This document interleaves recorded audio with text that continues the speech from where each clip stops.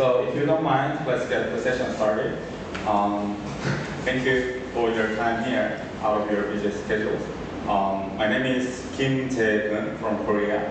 I'm going to chair and moderate your presentations and discussions. I think we are just of us. I think it would be great for us to have self-introduction time. So why don't we start from here and take a round of introductions. Yes. Okay, good afternoon everyone. My name is Srinakarinwirot. I come from Thailand and I'm currently a social studies teacher in Thailand Science Academy. It's kind of specialized science high schools like the KSA from Christ in Korea and Super Science High School in Japan. It's like Resumikan High School, something like that. Yes, so very appreciate to be presented here and I will be discussing for all of you. I hope that we can have a fruitful discussion today for our very cutting-edge knowledge of AI. Thank you very much. Thank you. Hello, good afternoon. My name is Kang Tae-hyun. I'm a professor in Jeonbuk University, Jeonbuk National University in South Korea. I have no experience to present in English. It is first time, so I think it is very opportunity. So I and Professor Eun have present. Maybe we present. We are host presenter. So because I am here. Nice to meet you.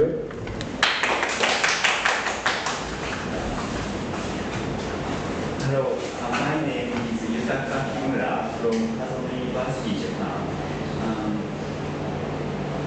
I'm also not familiar with making a presentation in English, so I feel a little bit anxious, but I will do my best. And I'm very happy to have a very great chance to share my ideas with you and discuss for further research or academic exchange. Thanks so much.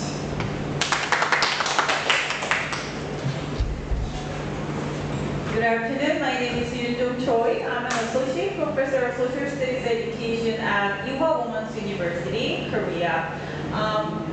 Well, it's my honor to have a chance to share my research and work with distinguished colleagues from multiple different countries. And even though we have a small group today, I think it could be also a good opportunity so that we can have in-depth discussions and conversations. Thank you.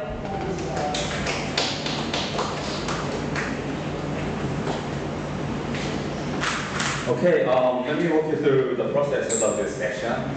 We have time until 4:30 p.m., am I right? So we have about 3 hours and a half. So I think presenters, you have a lot of time to present on your manuscript, and discussants also have a lot of time. So you can have enough time for your presentations and discussions. For the first presentations, we have Professor Yutaka Kimura from Japan, and his manuscript,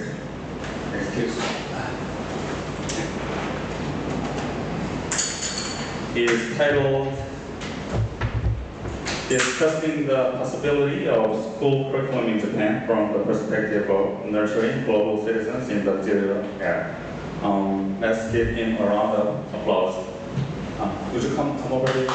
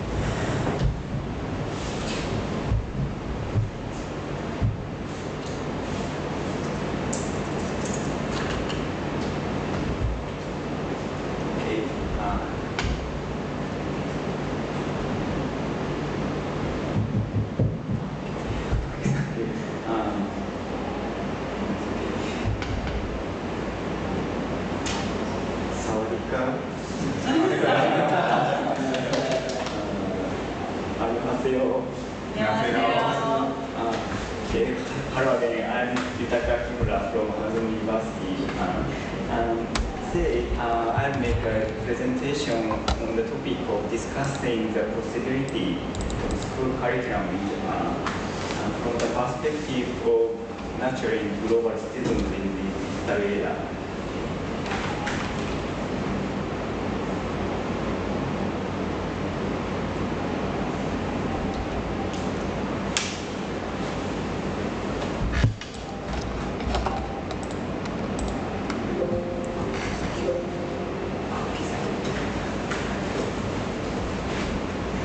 First of all, I want to start with my very brief introduction of myself.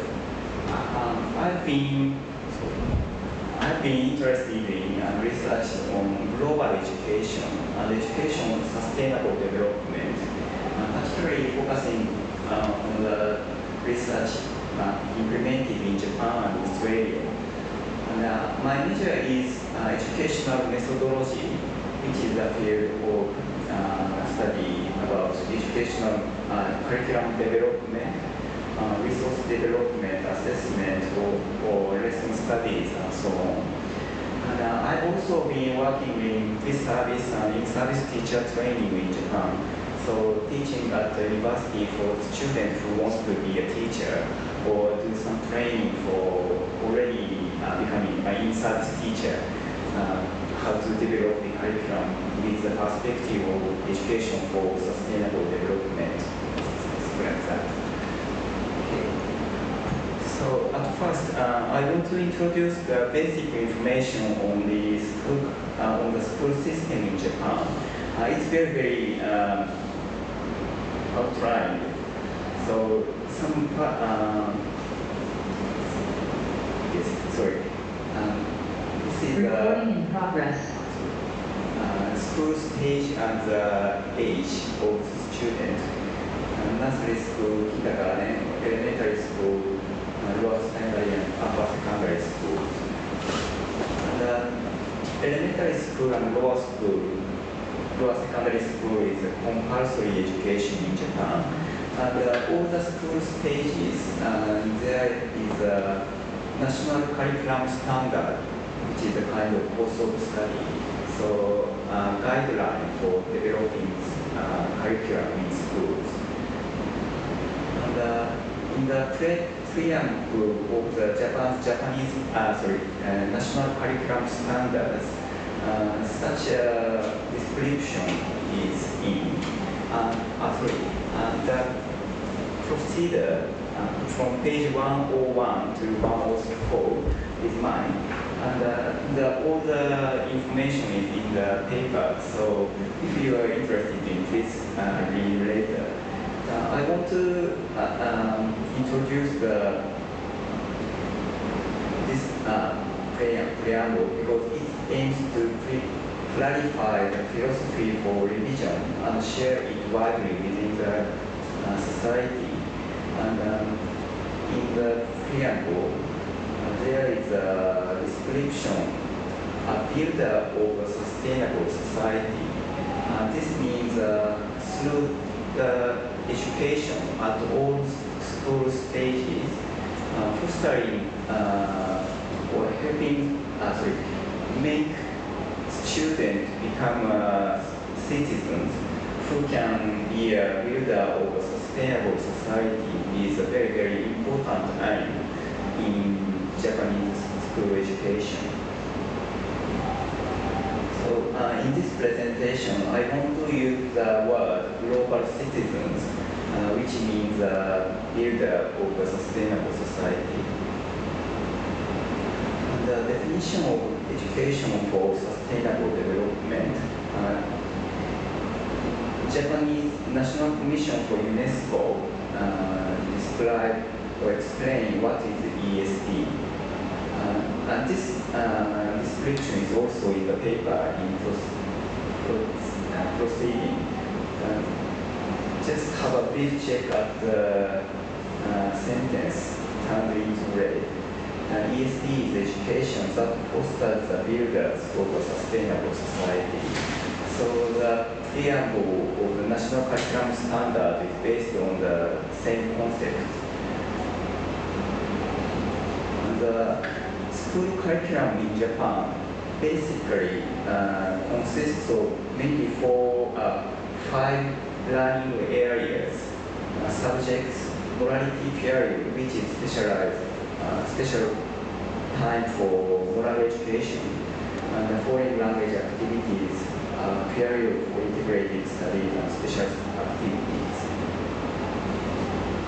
So, as you can see from these five learning areas, no learning area is specialized for ESD or global citizenship education in Japanese school curriculum. So, how to embed the philosophy or ideas in each learning areas is very big and difficult task or challenge for Japanese teachers. And because of the high affinity with the philosophy of ESD, the period for integrated studies tend to be a kind of core learning area for implementing ESD in Japanese school, because this period requires students to do inquiry and cross-disciplinary studies or problem solving or taking part in society actively and collaboratively. So what's the key point for implementing quality ESD? It's from UNESCO. Of course, there are so many important or key points for implementing ESD, but I want to introduce very specific points. ESD must focus on the big transformation or change in individual action, intertwined with reorganization, social structures, or the transformation towards more just and sustainable directions. But in many practices implemented in Japanese school as a ESD, sometimes just thinking or learning about environmental issues or altogether gather the garbage from the road or river or somewhere else. It's important, but not a very good practice as a ESD, because such kinds of activities or learning not necessarily require students and teachers a big transformation. So how big transformation can be realized through the curriculum is very important for the quality ESD.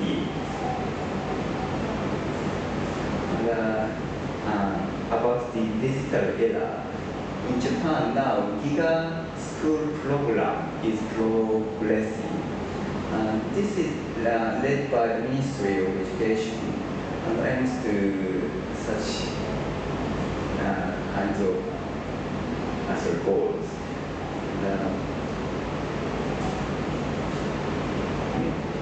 Mainly aims to realize an educational ICT environment through supporting maintenance of one device for one student with a high-speed network in schools, and also through the best mix of past educational practices and cutting-edge ICT technologies.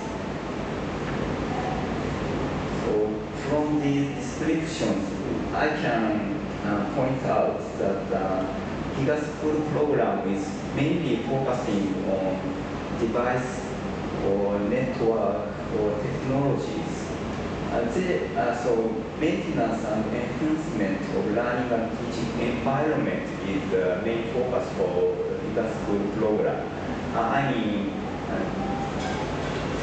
GIGA school program is mainly focusing on the needs of implementing education or ESD. So what's the key challenges for implementing quality ESD in GIGA school program? So to review essential competencies all students should acquire and key points for teachers to develop effective curriculum and lessons from the perspective of ESD, we have to review this, the essential competencies, I think. Otherwise, just do some lessons which cannot necessarily realize a big transformation. So, yeah. And after that, to confirm possibilities of ICT which can be effective and useful for quality ESD. This is my thought and opinions. So, what is the possibility of ICT? This information is from the materials which Ministry of Education released. Maybe invest four possibilities pointed out. First one is investigative learning. Second one is expression and production. Learning with distance and information modality learning.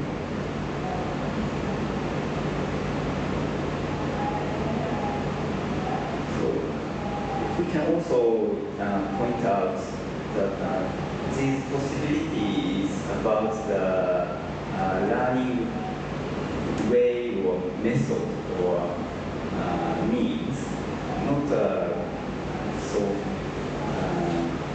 familiar with the point of ESD. So further discussion research, how is essential competencies all students should acquire through ESD discussed or determined in digital era, and also how is key point for teachers to develop effective ESD curriculum and lessons discussed or determined in digital era. I want to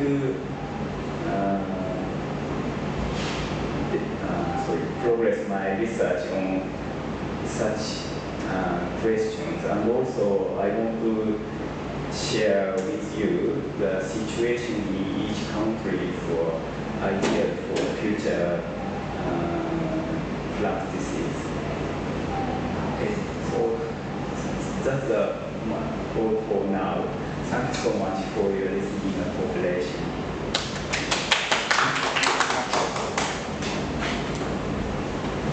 Thank you for the interesting presentation delivered by Professor Kimura. On the presentation, we have designated panel discussion by, what is your name again? Dr. Srinakarinwirot from Dr. Srinakarinwirot, yes, from Thailand. I think you can be seated in your place. Okay. Thank you very much. Thank you for your presentation. Thank you, Professor Kimura.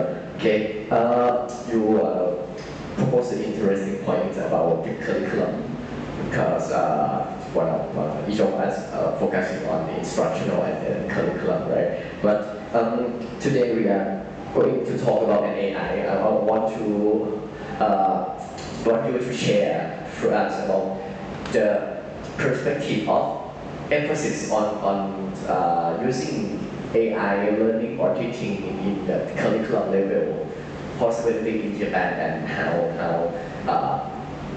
other countries can implement that kind of fostering learning AI toward ESD in other countries too. Yes.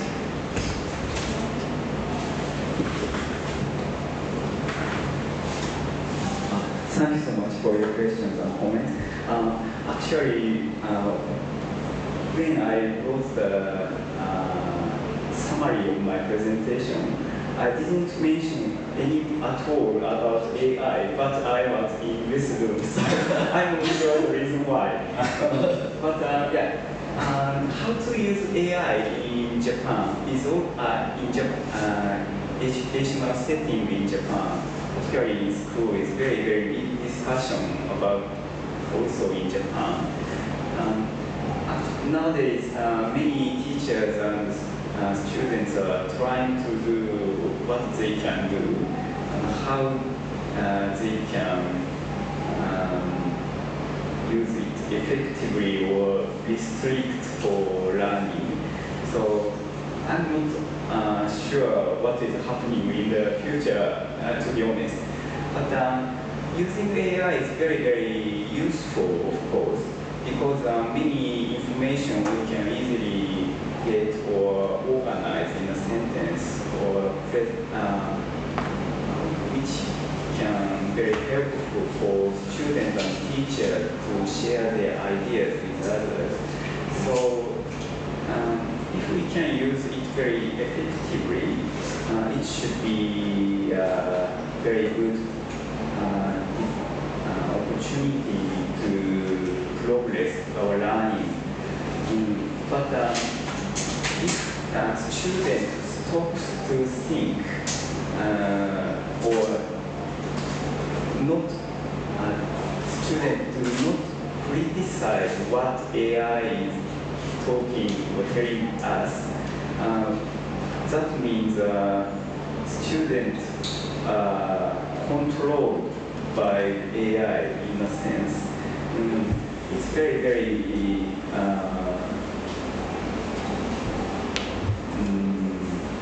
big problem, because students, in a sense, I can say, students lose their subjectivity.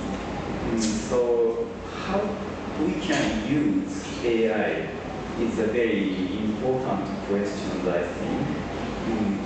Of course, same in the field of ESD. Does it make sense? Yes, of course. And what do you think about how AI can help students learning about ESD? Okay. So if students ask AI, how do you think about my idea or something like that, AI will give some answers. So probably students can present their ideas and think deeply about their own ideas with AI, even when students cannot meet their friend or teacher face-to-face or through internet. They can deepen their learning by themselves with AI, which is one of the useful ways to use AI in ESD. Because ESD requires transformation of the students' ideas or way of life. So since something from many factors or perspective is very, very important, so AI probably will help to do that. Thank you. And one more question is, what do you think, should we put learning AI into the teacher training curriculum? It's a very interesting question, thank you. Actually, teachers as well as students are not so familiar with using AI through learning. So trying to use AI is very, very important learning opportunity for teachers as well. So try to use and what they, the findings they realize through learning with AI, and teachers can share their ideas or findings with each other, and altogether they can try to find out more effective way to use AI for their own lessons. with other teachers. Makes sense? Sorry. Yeah, yes. Thank you. Thank you very much. Any others that want to share idea or discuss? Yeah, any other comments or questions, feedbacks on the presentation or even the discussion? Oh, then let me ask you one question. Can you go 2 pages backward? Let me. Just a simple question. Can you clarify a little bit more on this information morality of learning? As it sounds a little bit unfamiliar to me. So combine the words of information and morality. Yeah, so what does it mean? Thank you so much. It's very close idea to what the keynote speaker, Dr. Warai mentioned. Information on the internet is very, very, there are so many kinds of information on the internet. So some are very useful and correct. Some are, in a case, fake news or very unreliable information. So students, of course, teachers as well, have to get or develop the competence to criticize the information and find out which is correct or which is wrong or something like that. Can you please give some example in Japan in practice about morality teaching or information? Some teachers have used newspapers even before internet widespread. Teachers prepare some kinds of newspapers which focus on the same topics. Students can read each newspaper and find out what is the common information, what is the information or debate or difference between the informations. And such kinds of learning can be realized even with the internet. And so students try to find out and try to look for the information on the topic of, for example, climate change, and gather the information and compare with each other what they found. This is probably the common knowledge. This is very discussing topics deep on their knowledge or perceptions about the facts or topics. It's one of the examples. I have one case very interesting because Thailand and Korea share very similar situation about hot debate on the internet. For example, like we are fighting on the idol topic. For example, like Korean and Thai people are even fighting about Blackpink or something like that. It's very hot debating. So any something like that happen in Japan. And how do you teach our students or teachers? Because it is a really hot case in Thailand, so we bring to teach our students and our teachers, the research teacher, when we are going to the internet. Sorry, I can't give the concrete example on the about the Japanese situation, but probably similar discussion is happening like this. But sorry, Yeah. I think we can get back to the questions later on because I just came to know that the title of our session, I didn't know. The era of AI, the citizenship, education, and teacher. I think the first and the fourth presentation is kind of irrelevant to the title, but the second and third, by Dr. Srinakarinwirot and Dr. Choi will be dealing with address this issue of AI and social studies or civic education. So I think we can get back to that later on. So thank you again, both of you, Dr. Kimura and Dr. Surakai. I think we can wrap it up for the first presentation. Thank you. Okay, so let's move on to the next second presentation, which will be delivered by Yoonjung Choi from Ewha Women's University. The title is Integrating AI into Social Studies Classroom, Lessons from Trials and Errors.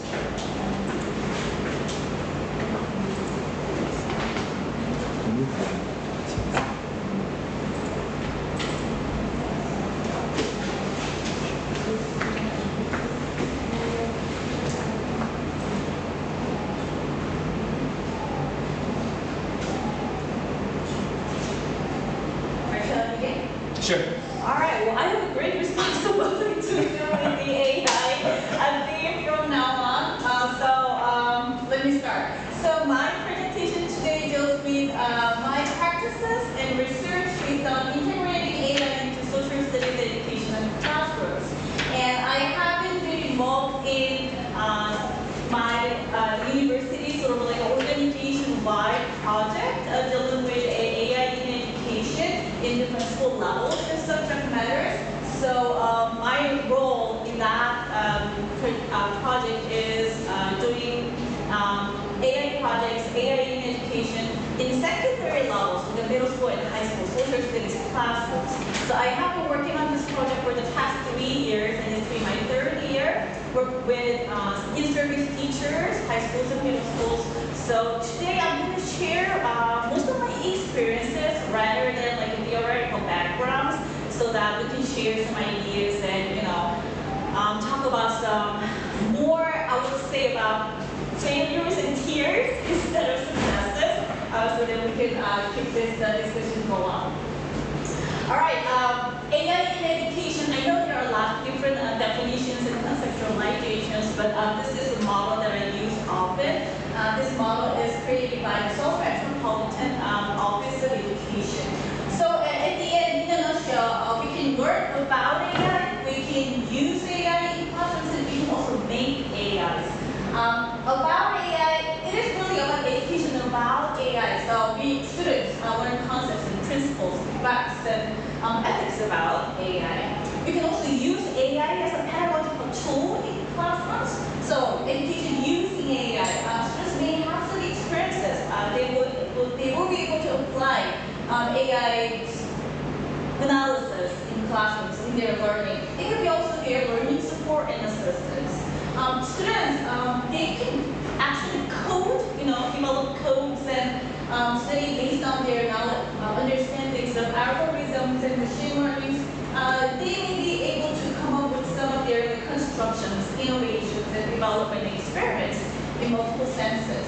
But then, all in all, what this is for is developing AI literacy in the end. Well, literacy in its figurative sense, meaning reading and writing, understanding. But we use the term as in different subject areas to show, some students higher level of understanding, critical analysis, etc.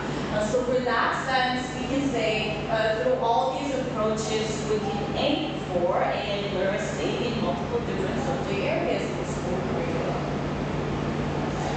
Well, there might be similar conceptualizations as well. So I'm gonna just quickly, show you some of the examples of different conceptualizations. So, in a similar sense, we can also talk about there are 3 different elements of AI in education. Students can learn about AI concepts like technical and conceptual understandings of the basic AI. So, for example, like what is machine learning and how it can be integrated in different subject areas. AI practices, the techniques and strategies used when applying AI. So, for example, appreciate the real-world application of AI concepts such as speech recognition or robotics, which I indeed focus on this aspect in my project. And we can also learn about AI perspectives, ethics, moralities and responsibilities, responsible ways to use and create data, and using this position seductive while solving problems in the real world. Bloom's taxonomy can be also integrated in such discourses of AI in education, from the very basic level of knowing to the advanced level of creating. Scholars come up with different approaches, how AI can be used to develop such skills and the skills of our students.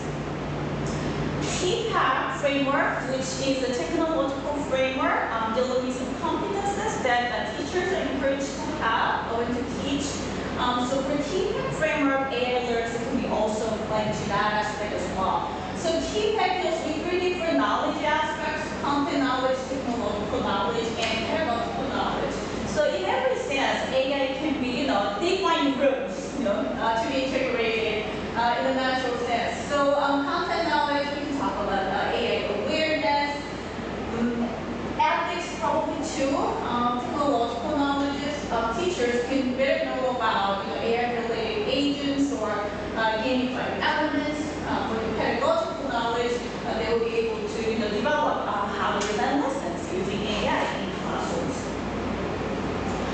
So to better deal with the AI education concepts and the meaning of the AI literacy, I asked ChatGPT what it says about AI literacy. And it says this. So AI literacy refers to the ability of individuals to understand, engage, and navigate the concepts of AI. It encompasses a wide range of knowledge, skills, and attitudes. So it gave me this long list. Pretty good list, right? Dealing with a lot of the ideas which I covered in the previous theoretical and research-based discussions. So this is what ChatGPT gave me the answer for the definition of the AI literacy. Well, then you can think about what role does AI have in the field of social studies? Social studies traditionally and historically referred as area of study in humanities and social sciences, which we seemingly have some distances to technology and science areas. But still, thinking about some of the 6 competences that AI in education emphasizes in the field of education, we can find some connections to social studies in an easy sense indeed. Because in the 6 competences, it emphasizes when we're dealing with AI in classrooms, conceptual knowledge is important, critical thinking, creativity, character, convergence, and computational thinking, which sound very familiar to us, the social studies educators, right? These are the skills that we emphasize a lot in our classrooms and curriculum. There has been lots of media coverages, the linkage between social studies and AI, and then theoretical discussions and research-based conversations as well. So this article, I purposely chose this article to show you in this presentation because I think the title well captures the close connections between AI and social studies. So why social studies is becoming an AI studies? Because AI is not just a technological issue, it can be a social studies issue. It deals a lot with data analysis, analytic thinking, critical thinking, and problem solving, etc. And AI ethics as well. But there are also skepticism and worries and concerns having AI too much spaces and sort of tech domination in social studies. So this is an article published, I believe, a couple of years ago, telling that technology won't save us. I'll call for techno-skepticism in social studies. I only put an abstract of this article here, but what the authors try to say is that we need to be very careful and ethical, and we should be responsible for adopting AI in social studies. In other sense, there are also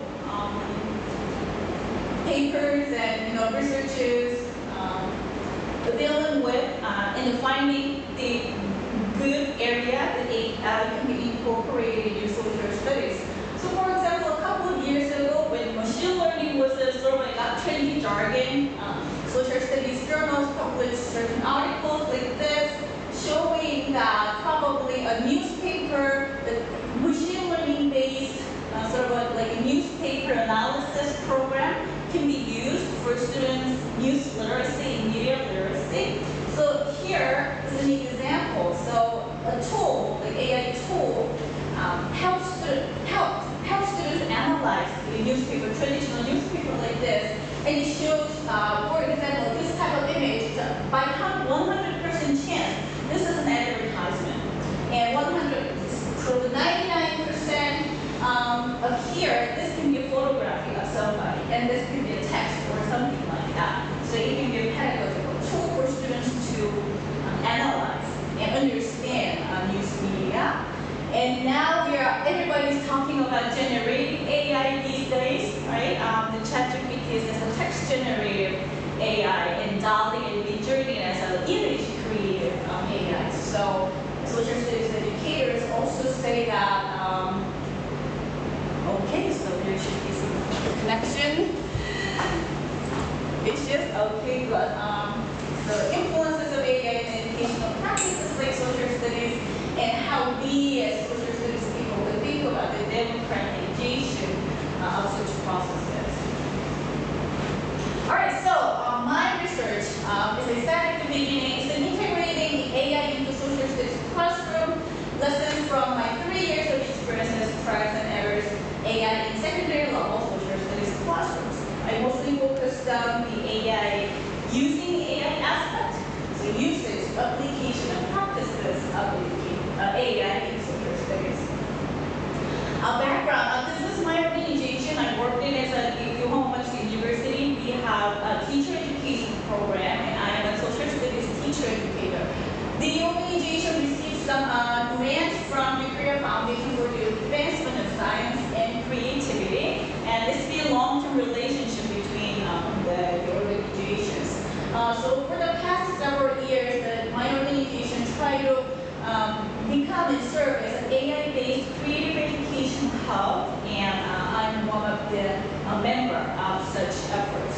So vision that we have is establishing a hub for creative education practice in preparation for the future era of convergence. So here's what I try to do. So integrated AI in social studies. In social studies, we focus on 3 different areas while giving education experiences to students, knowledge and skills and values and attitudes. So the knowledge can be anything. First year, we talked about law and diversity was a theme, and this year, sustainability is the topic. Social studies contents. And then the skill, because the organization, the aim is the creativity and convergence approach. We focus on creative thinking as a skill focus. Values and attitudes, of course, we think about democratic citizenship, which is the foundation or purpose of social studies education. But while doing this as overarching sort of pedagogical tool, we try to use and reflect AI, and with the democratic citizenship aspect, we also try to incorporate some AI ethics too. Our research and practice is based on design-based research method. Meaning is that we come up with some educational ideas, we implement them, we try to evaluate and try to reflect. So have a circulation to make betterments and improvements in our practices. So teacher educator is me, and I collaborate every year. I've inserted social studies teachers, so we come up with lesson plans, a series of lesson plans together. We implement the lessons to the teachers' classrooms, and we use the pre and post test in a quantitative sense. We also collect some qualitative data, but for today's presentation, I'm going to mostly focus on qualitative aspects of the data analysis. All right, so this has been what I have done. In year 2021, a couple of years ago, we tried Typecast, which is an AI voice service system. It's an interesting tool. It's an audio content production AI. school, we studied law, criminal law, in that year. Last year, we tried to focus on big data analysis on social trends and public opinions. We used a platform called Trend, which is Korean one, but it houses a large volume of news data, so we can analyze them and see, create the word cloud, etc., to see the trends of certain aspects of our society. And for the content aspect, we focused on diversity last year. This year, this is still going on. I haven't finished yet, but we are using generative AI, which is a Korean version called as written. It's a localized, sort of Korean localized generative AI, giving both text and images. And the focus of content is sustainability this year. So how these AI services and tools were selected? It was after a series of discussions with classroom teachers. First of all, we tried to pick some of the AI tools that social studies teachers, in a normal sense, in an average level of knowledge and experience regarding AI, can teach and get access to those AIs. Because if the tools are in a too advanced level, difficult to understand, requiring coding skills, it is unlikely, to be used in classrooms. So we try to take a broad approaches. Number two, we try to select free web-based resources instead of mobile devices, because it's better easier to use, better applicable to students. And we also try to find some resources which is accessible to a large number of students, does not require a significant level of prior knowledge or experiences.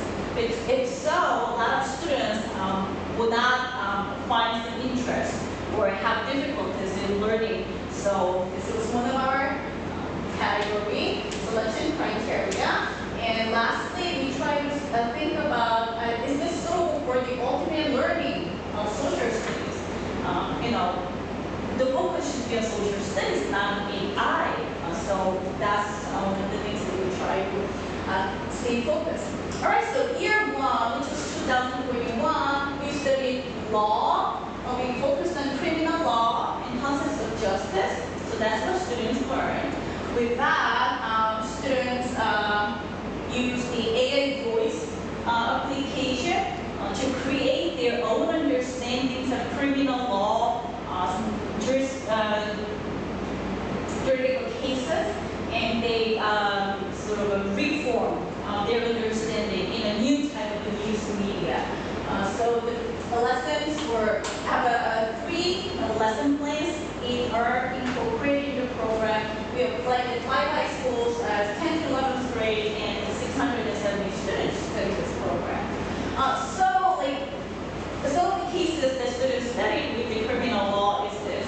For example, someone will say that even if it's not me, so it deals with the law, sort of the content area, the emergency rescue duty, crossroads between public and private life. What if you're a parent and your son committed a crime?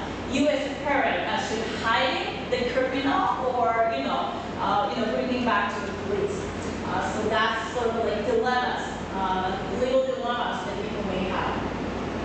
These are the themes that students are actually studying the law, and they're having a discussion on the cases, what they should do in some dilemmatic situations.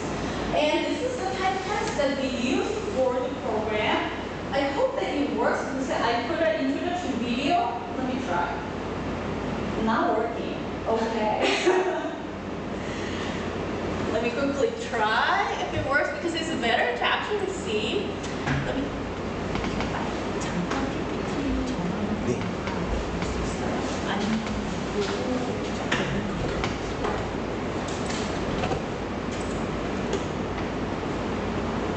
Not working. All right, so probably later on we may try that.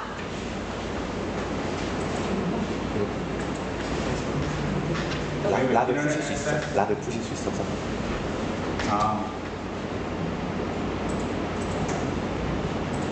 We'll do a quick try. If it's not working, I'll just move on.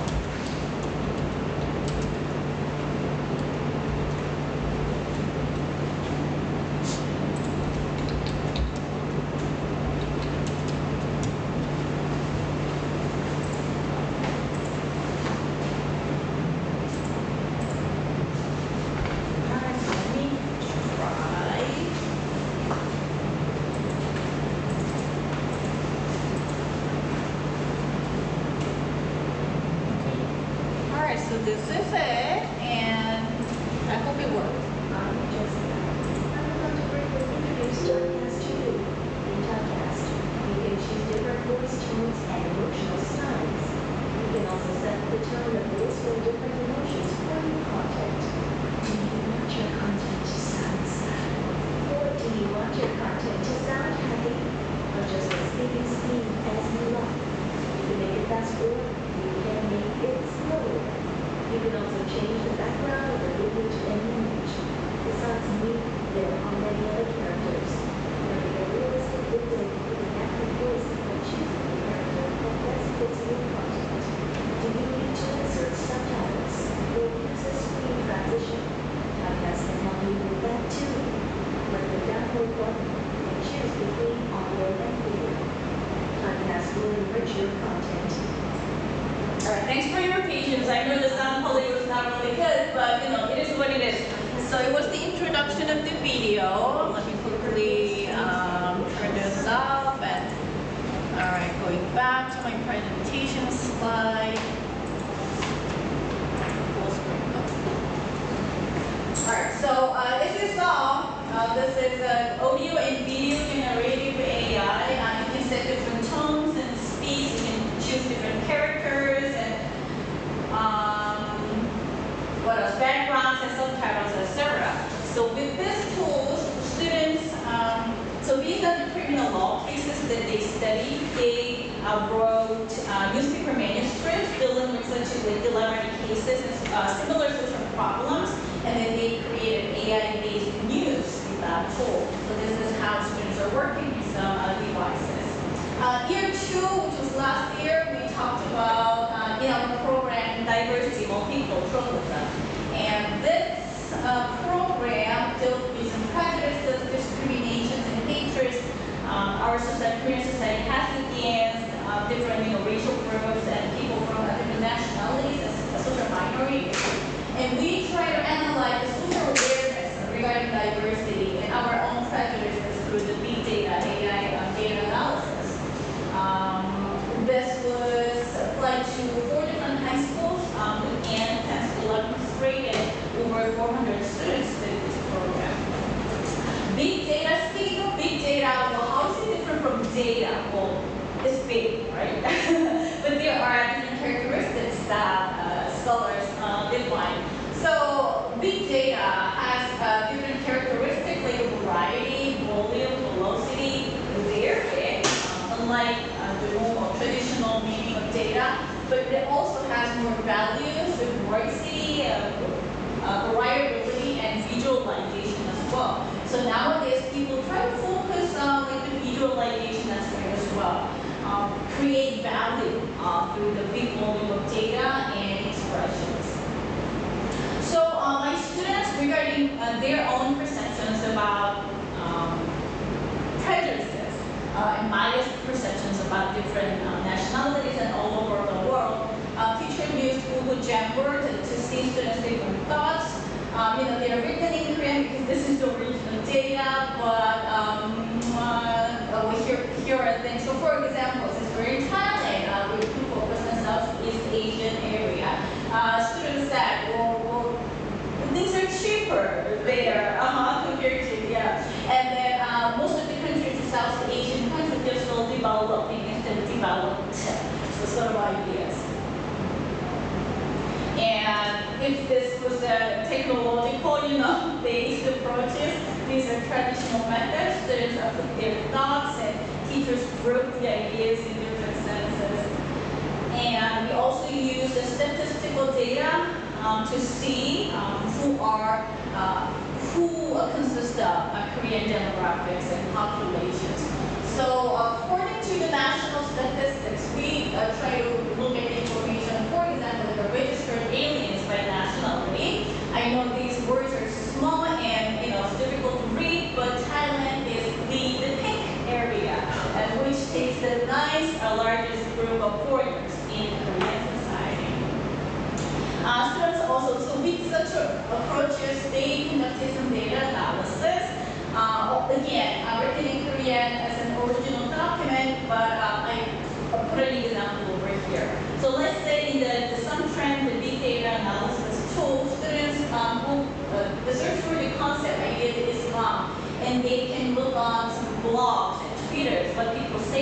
about this word for the past 1 month, and then this is what students found.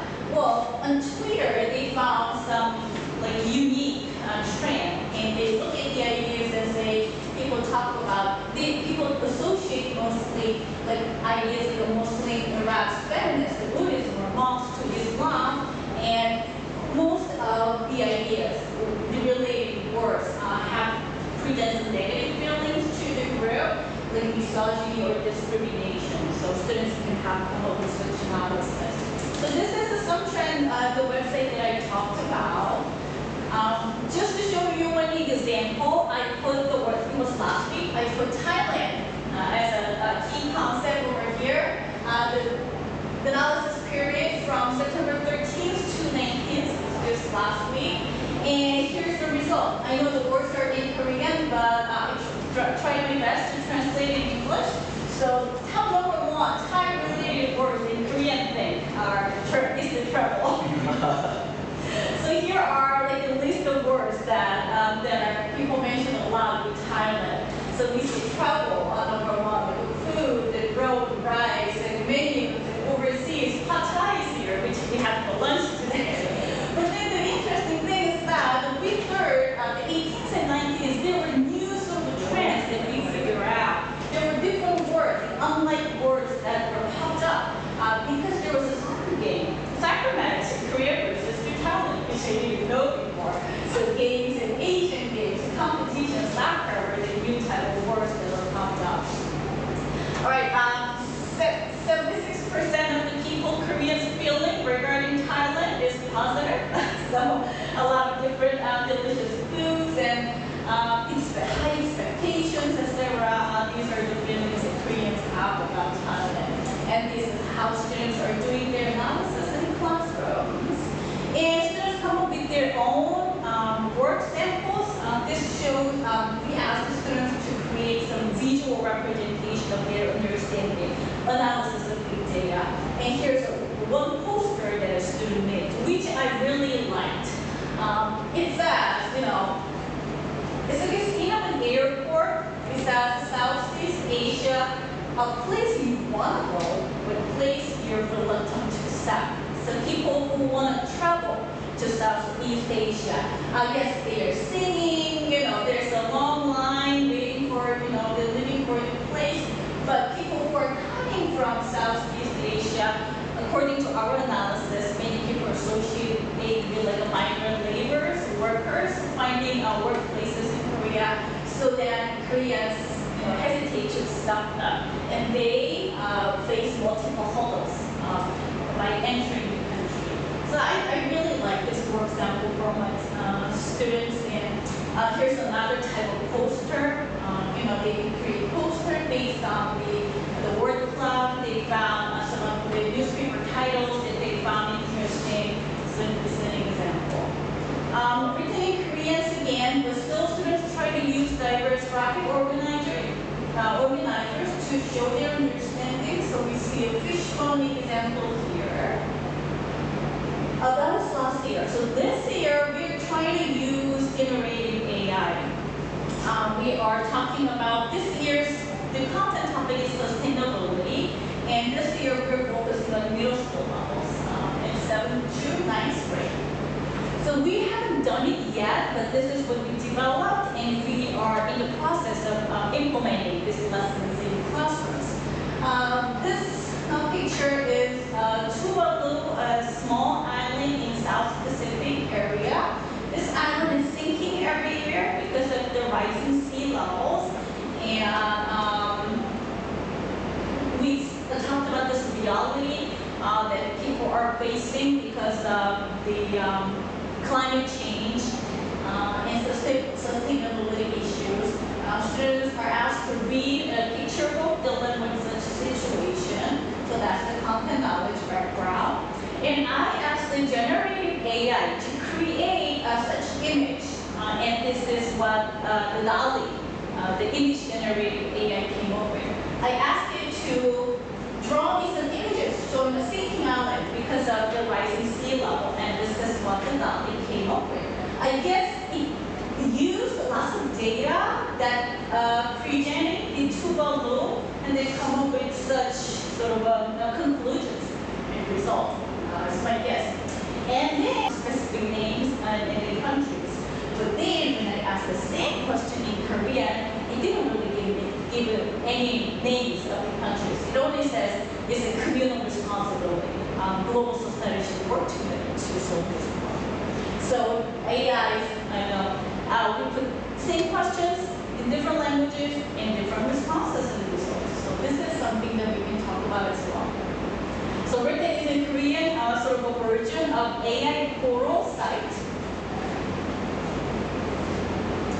And then this is what we're going to ask students to do. We haven't done it yet. But to test out our lesson plans, we had a teacher workshop. These are my cooperating teachers. And we came together having a workshop using the AI tools. And here's what we come up with. So, we used the website, the AI, generated AI tool, and come up with these images and ideas showing, bringing awareness of the climate change. All right, so pretty interesting, right?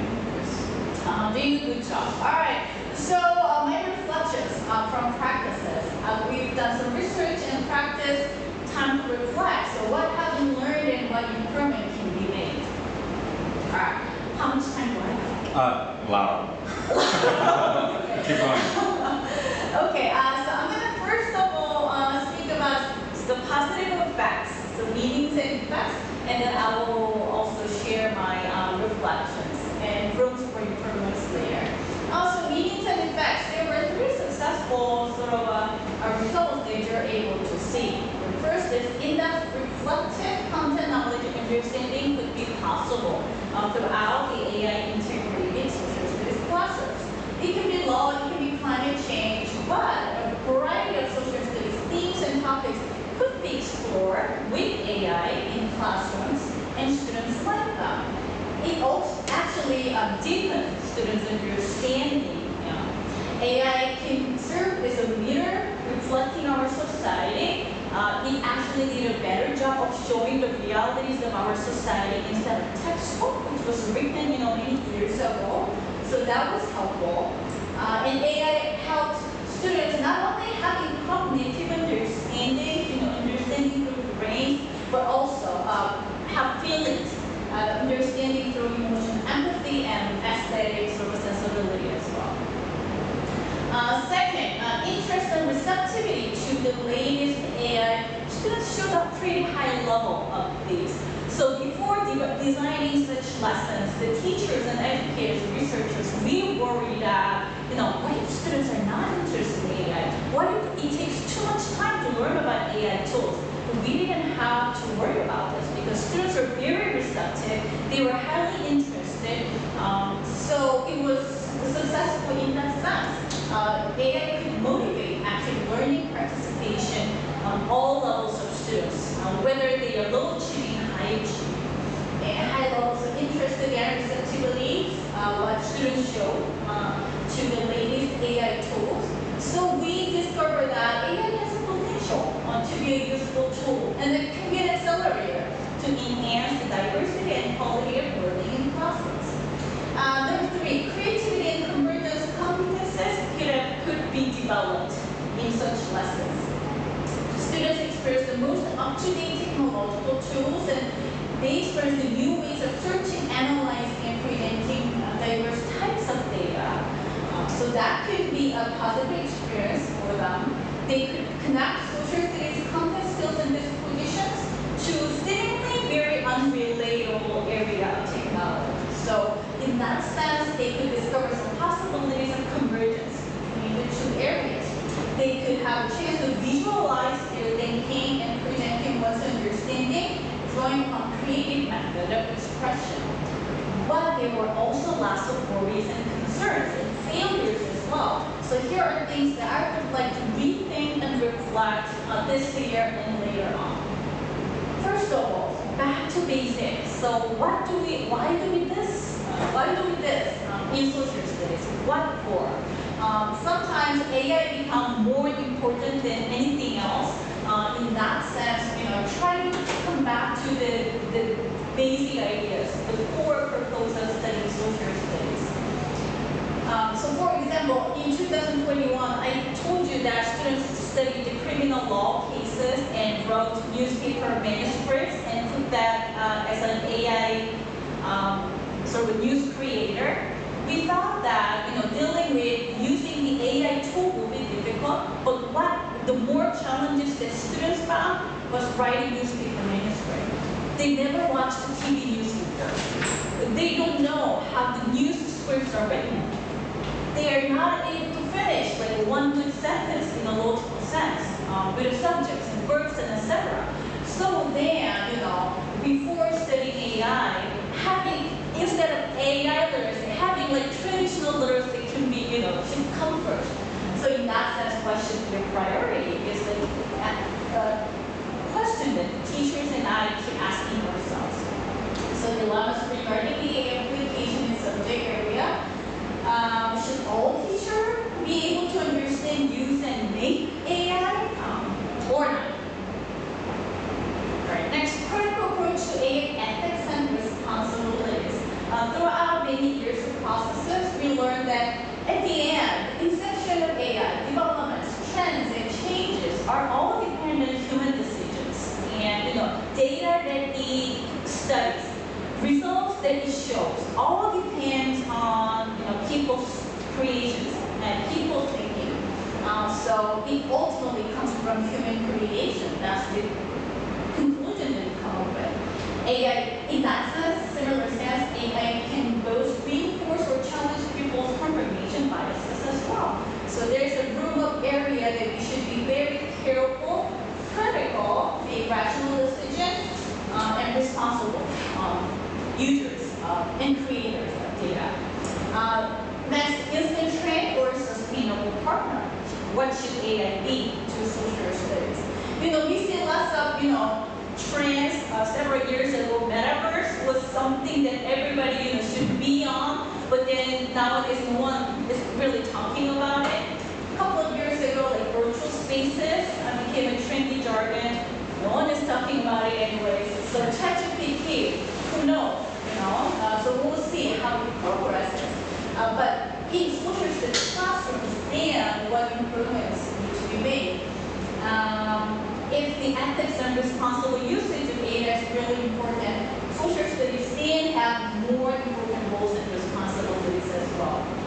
So me as a teacher educator, we talked about the issue very briefly, but it's time to think about then how to educate pre-service teachers and teacher education organization, how we should train in-service teachers for professional development, and what should national, local, and community level policies and more.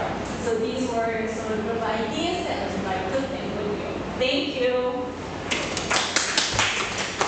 Okay, what a fascinating presentation by Dr. Choi. And on that, we again have a discussion prepared by Dr. Srinakarinwirot. Would you please? Okay, thank you very much.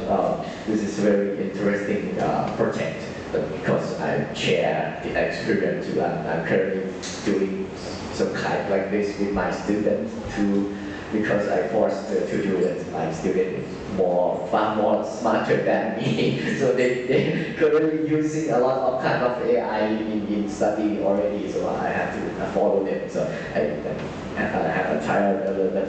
I want to ask Professor Choi about one or two questions. So the first is about the how can we make more efficient assessments and evaluation tools in social studies subjects with AI assistance in our subjects. And the second is how we initiate to start our teacher in service and pre-service to use AI in our social studies subjects. All right, thank you for your question. So based on limited range of my experiences, I think I can better answer question number 2. So what I try to do is that, so this type of project itself can be a good, I believe, I hope, in professional development for in-service teachers who are participating in this project. And indeed, their role in the whole organization worldwide role in the program is that they go outreach and teach other teachers and share their practices as well. And the participating in-service teachers are doing that every year. So in that sense, it can be a good outreach and professional development. And I, as a teacher educator, try to adopt the same lessons in my pre-service and teacher education courses, so that students can at least have a couple of weeks to experience such tools and new technologies and educational projects and policies in my classrooms. So we can start with some small practices and sharing ideas and practices in this professional community can be one way to do that. And I hope that we can broaden such efforts with other educators. There also from any other discussions or comments? So I can share my experience because I came from nowhere and I use only a chat GPT in my subjects that I teach students on grade 10 to 12, and I let them use ChatGPT to answer my final examination, and I let them criticize their answer from the AI answers. So I give them this many ideas and many views to criticize the AI answer, and also compare their own answer with the AI answer, something like that. And the first phase I did assess is just ask them in the interview and the questionnaire. And it is very positive attitude toward AI using, because students they live in it already. They already live in the AI and they use it a lot, and they think it's very useful to implement it in the subject that they save their time about homework or assignments a lot. And this semester I let them use ChatGPT to create a short story and about their geography project. I let them create the geography project from the game or something like that, and let them create a fictional short story, fictional about 2,000 words from ChatGPT, and to let them control the AI, how they can control the AI to their project, and they can. I don't know where it will going to be, because I don't know how to have a proper assessment, but the only information I have now is they are really like to use the AI, and I think it's very, very funny to use it. Thank you very much. Yes, I think we are all on the same page. Dr. Wallai also mentioned about that at the keynote address, that the students, we don't need to worry about that. It's us that has to be retrained about the AI stuff. Any other questions, comments? Okay, would you pass over? Thank you so much for a very interesting presentation. About your kind of case studies which you conducted with in-service teachers, the 3 types of case is all implemented in high school, right? In high school. First 2 years in high school, this year we will do to middle school. Middle school, I see. My question is the lesson plan or the findings of your research can be applied for the primary school student or other school stages. If you have any ideas? Oh, my ideas. At this point, well, not specifically, but yes. Also, the middle school and high school, just like say in Japan, those 2 school levels are categorized as a secondary education in South Korea. So we focused on our effort on these school levels, but definitely and hopefully we can extend such efforts to primary education as well. Thank you. Thank you so much. Okay, it's very interesting, the presentations and the discussions. Thank you so much for the presentations, Dr. Chen, and again for Dr. Srinakarinwirot. I think this is a good time for us to take a coffee break.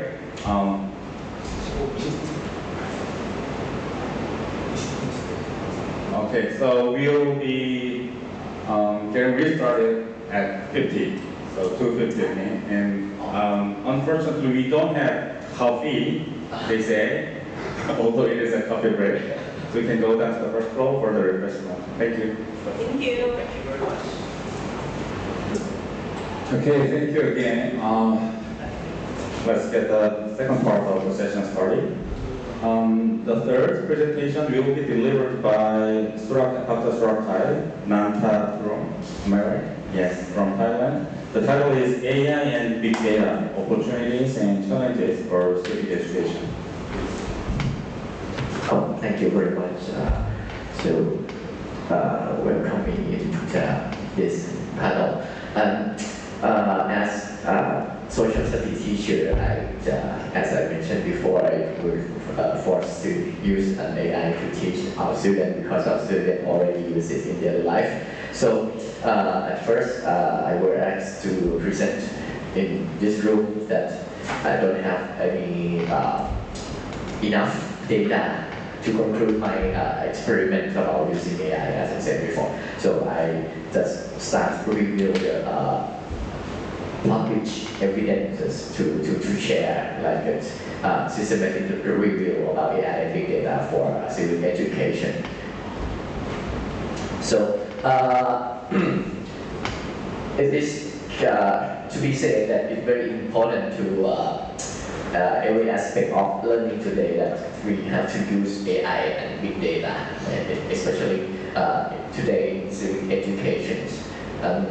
And we always challenged by technologies like 30 years before internet was coming, and we have to adapt to the internet. And now AI and big data coming, so we have to adapt to it too. Okay. So it's come with both great opportunity and great challenge to deal with the AI, because we don't know where it can be, where it can go, and especially in ethical issue about using AI and then how AI will bring to the far edge of the ethic of the human. And it also reflects how we apply our ethic in our society by using our big data to illustrate the bias showing in the AI. So I am going to show you that how I review the data to contribute to civic education. So what is the big data and AI? So big data is a big amount of data that we cannot use to interpret by just Excel or something like that. It's very big kind of the data that we have to use in the language, kind of computer language program to interpret that, like Professor Choi used in the project in the second years. Like so that we have to analyze the very complex of a bunch of data that can show us many ideas that show how can we, such as we use the camera in everywhere in Thailand or in Korea or in Japan, that we can use the computer that to interpret how the camera recording in some aspects such as crimes or for teaching or something like that. But AI is learning machine itself. It's an artificial intelligence that human create. The computer can learn by itself, and it learn from the big data. So in the near future, we have to use an AI to deal with the big data. So it is the important point that we can concern. And so we have to learn with our students to use AI to control or interpret the big data. So it's easier to use the data in our daily life and our teaching. So there are the two big way to use AI and big data. So the first is the synergy. Synergy, big data, use big data itself to interpret information which useful to us and advancement. So let AI do it instead of our doing ourselves. So the big data, and I think it is it's familiar with us, and also it is hard to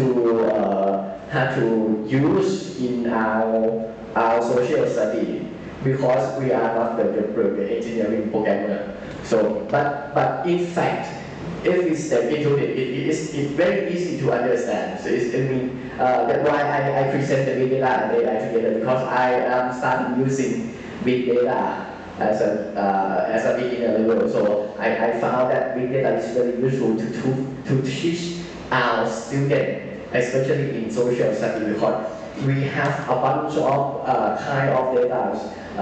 For example, that participation, political participation on the internet. Yeah? So we can let our students use this to analyze, to make the creativity or something like activity to foster students to be a good citizen in the future. And AI education. So we can use it in many ways, such as Professor Choi presented before. So she is using the typically teaching in her subjects, and that's very useful. So, but we didn't find a lot of practice yet.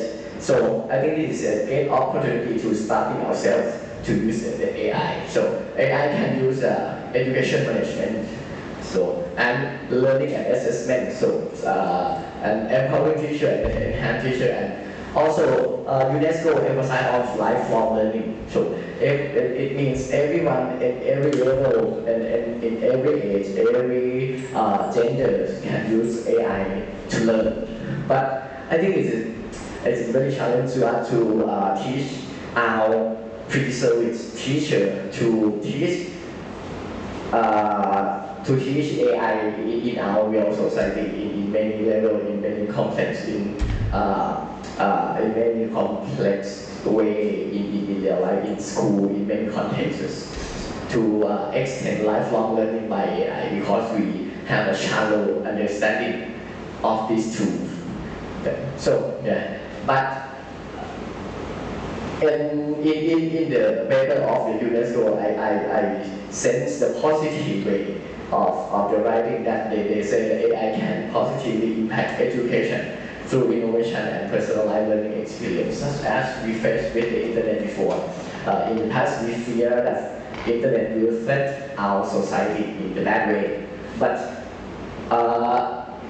generally, so when we use the internet in our teaching, it influences many good ways, and it fosters many advantage way for our teaching. So even the Harvard University using ChatGPT in the course, that this very famous course about computer engineering from Harvard, CS50. Yeah, it is also a free course that if you want to understand about the computer engineering in the basic level, you can register and learning from it. So now they are using ChatGPT to teach us to coding, to dealing with the data, and to make machine learning. It's the one of the aspect, or one of the views of using AI and data. So this is the table that general using of AI in education. The last one is the last column is about application in education. This is the advantage, and this advantage we discussed a lot before. And I think in my highlight is we can immediately use this implication for our social study. But the rest, that is for the general education, especially the computer science or computer engineering, something like to use AI, or even my school, my institution teach the STEM education. My students use this kind of education to complete their study a lot. So, but I think for my limited knowledge, we can use these 2 steps to start out using AI in our social studies subjects. So the opportunity and the challenge that civic tech and digital literacy. So it is like a internet community. AI and big data user community has grown in all over the world, such as in the community such as Kaggle, something like the tech community. They share the knowledge about big data and AI together, and they're growing up. And if we use this kind of community with our students and we integrate civic education into the community, and let them do some project or some analyze for big data and AI assistant, that they will find it very interesting learning from this community, such as that they can contribute more political participation, or they can share their idea about ethical issue that we don't know what is exactly yet to do about AI currently and in the future. So we can let our students contribute to this issue. And this is kind of the civic engagement.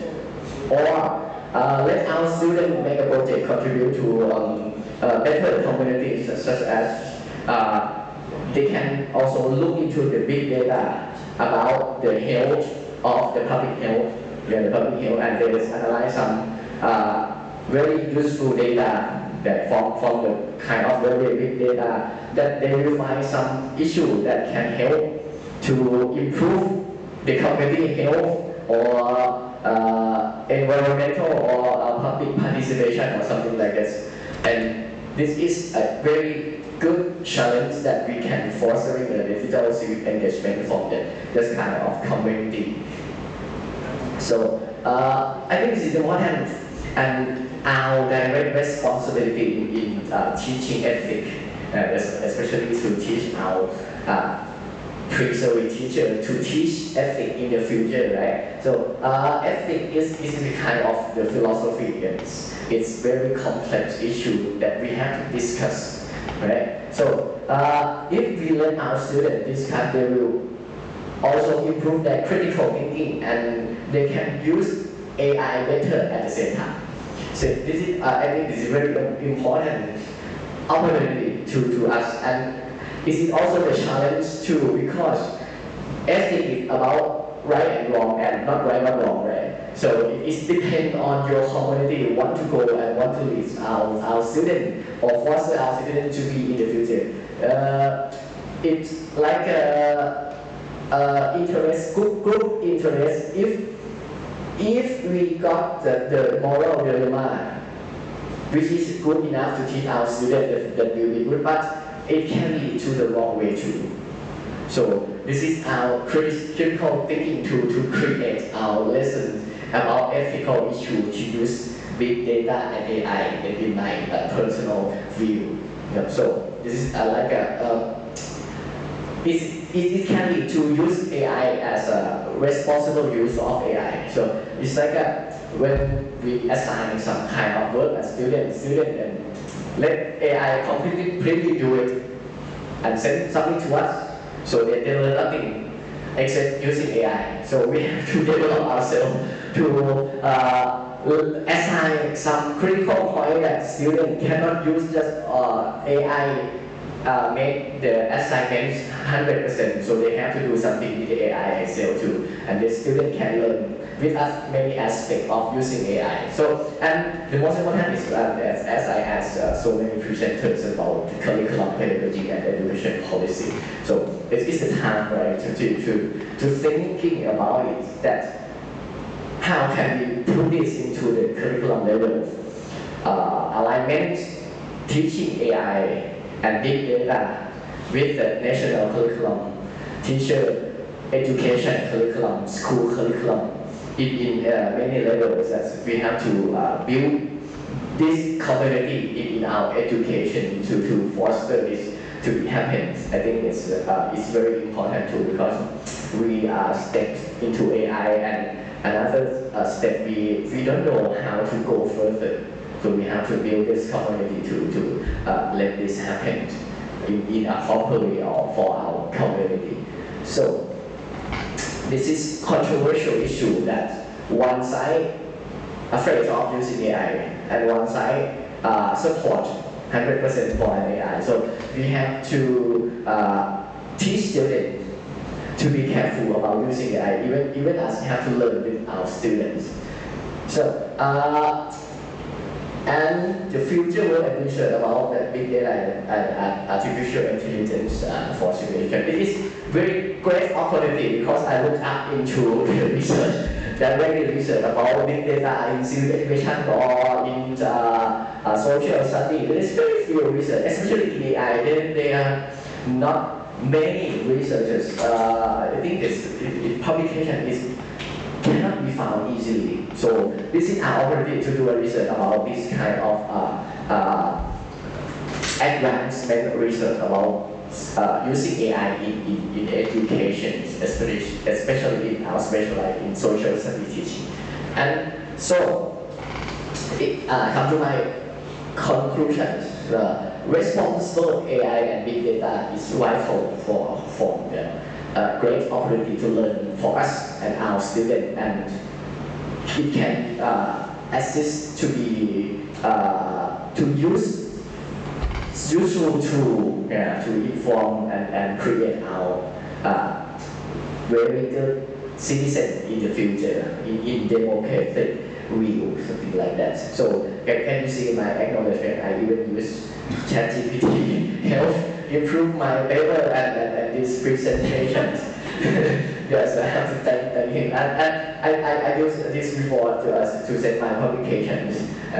Okay, I think this is time to discuss thank you very much, everyone. Okay, interesting. Thank you. Give you some applause. Very interesting presentations, and it's a little weird. I'm going to be a discussant for a moment and transform me into a chair again a little bit later. Can you?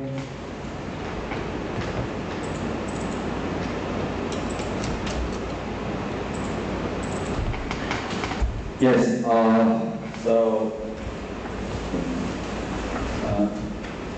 Again, I'm Kim Jae-geun from Daegu National University of Education. Thank you for the presentation, and it was very inspiring and helpful for me to understand this new area of AI and education. Actually, this is out of my expertise, but as you said, I believe no one is expert in this area. So I'll just briefly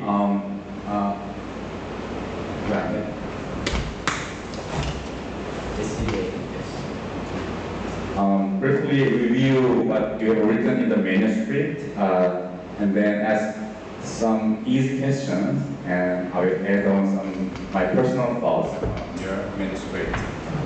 The paper is about how these fast-growing information technologies, such as big data and artificial intelligence, are reshaping this social studies education and civic education, and how we should address this. And the paper was written in a very clear way. So it was very easy to understand because it started with basic concepts of big data and AI, as you said. Then it went forward to address the core topics of this manuscript. The most impressive excerpt from the paper was, let me read this. Educators must actively engage and receive training, and equally important is the willingness of students to embrace and utilize these tools. We have talked about this a little bit, like an hour ago, and as the keynote address addressed this issue.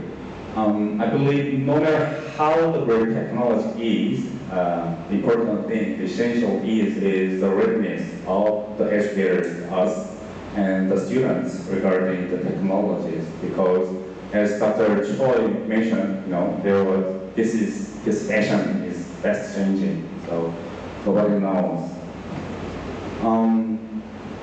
First question is, since big data and AI have become essential to each other in their creation and utilization, I think it is a little bit less effective to talk about them as two separate topics.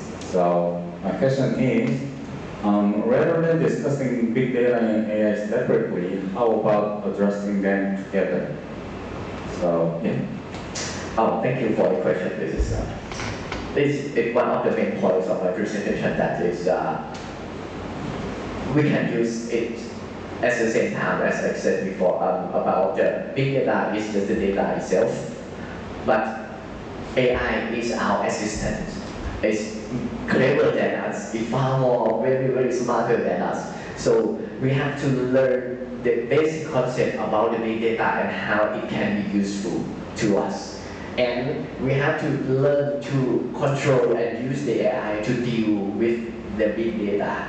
So we have to have the basic skills of using AI to deal with the big data, and the purpose of using big data, so that very, very effective way for us, and even for our teaching to our students too, so that it can be many new knowledge can be found in the future. We don't have to do everything in ourselves, but we just train the AI to do it instead of us. It's very effective way. It's very funny if you try to use AI to do something like that, because I'm learning to use it too, because yes, yeah. Okay, thank you. Yes. Second question is,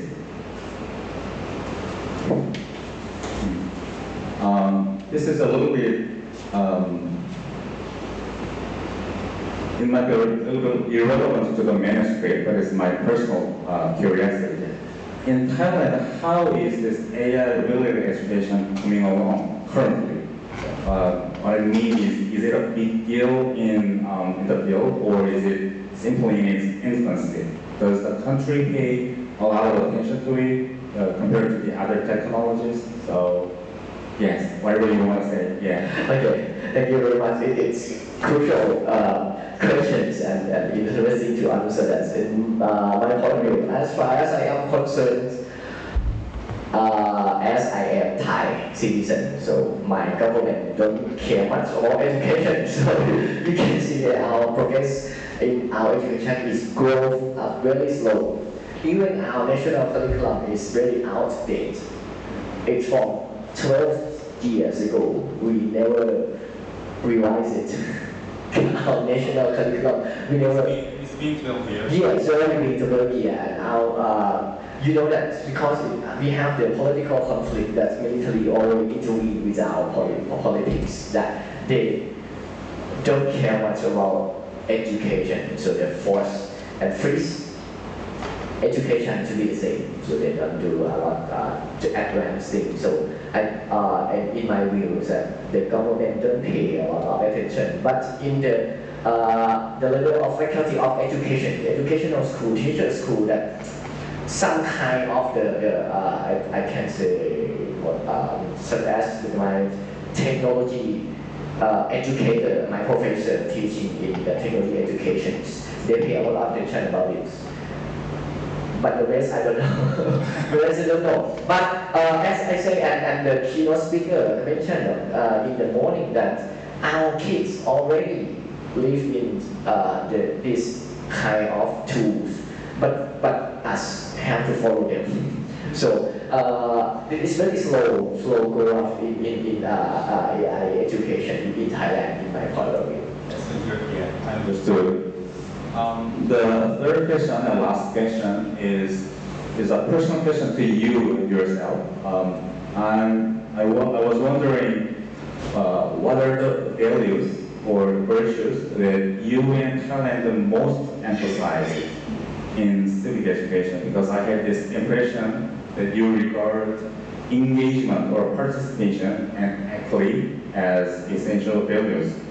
So I was wondering if that's a prevalent idea or prevalent perspective in Thailand, especially Thailand social studies education. Yes, in general, social studies education in Thailand for students to have more engagement and more equity. But in fact, in current days, the social issue and political issue rising up among our kids, especially in teenage, because our people were forced by the military government for a long time. In my age and like older, elder age, they used to it, but our kids cannot tolerate it anymore. So they want more engagement, they want more democracy. So a democracy comes with engagement and equity, right? But in Thailand, have a huge problem about inequality and equity as well. Because our politics is very confused.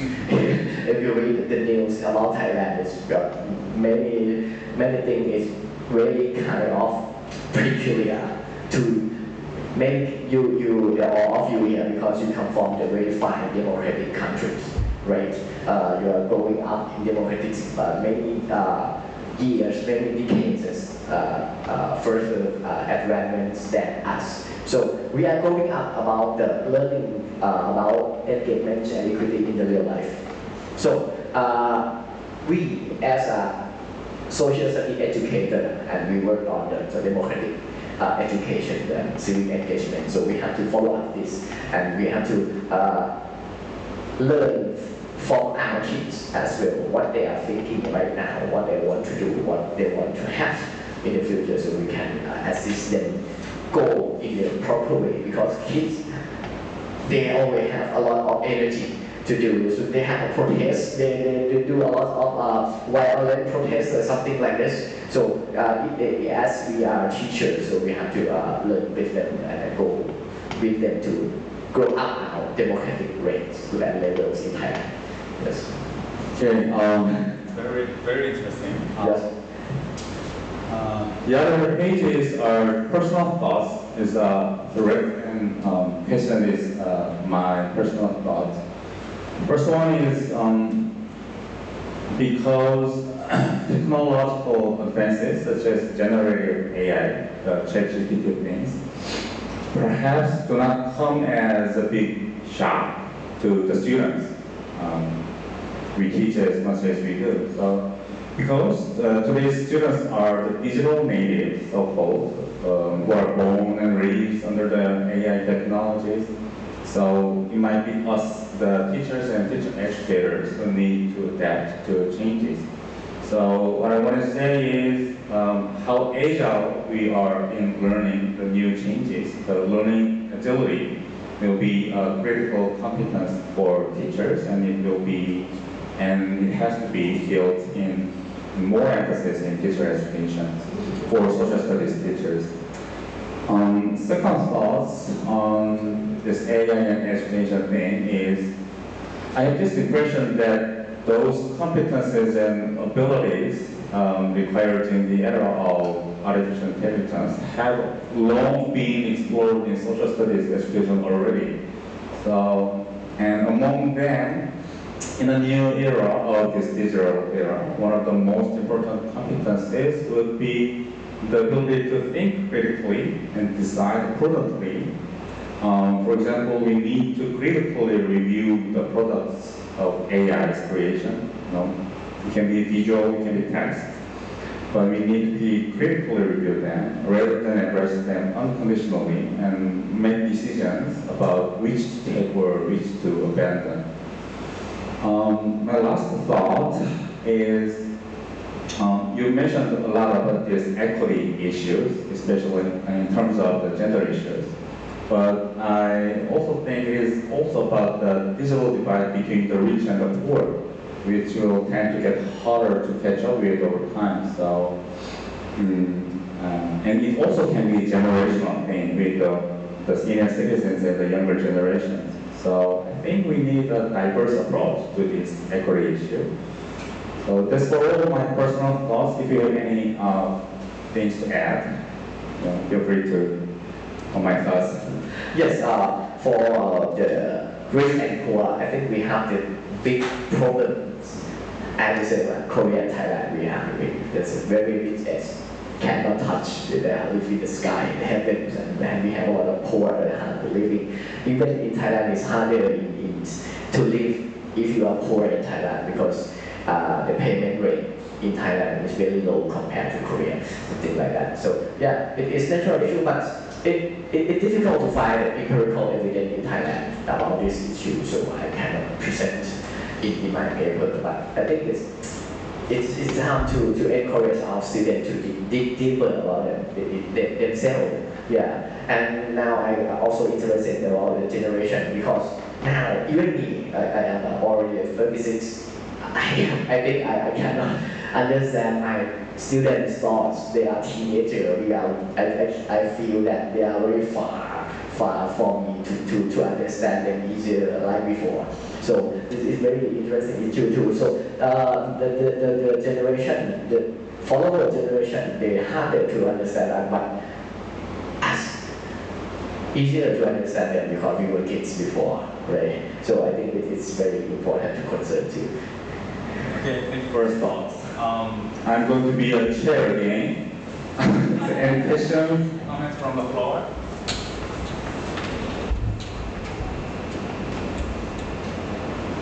The staff can ask questions. Very welcome. Okay, if not, that concludes the third presentation and discussions. Yeah, give him some round of applause. Thank you. The last presentation we are expecting is delivered by Professor Kang Dae-hyun from Korea. He is a professor of Jeonbuk National University. The title is Analysis of the Curriculum for Social Studies Teachers at College of Education. Hello. I'm sorry. I sit down and make a presentation because I'm not good at speaking English. So we made some manuscript and then we read that. Hello, I am Dae-hyun Kang from Jeonbuk National University in South Korea. There is another presenter. Can you introduce yourself? Yeah. My name is Ji Yong-eun. I'm working at Department of Social Studies Education, Seoul National University.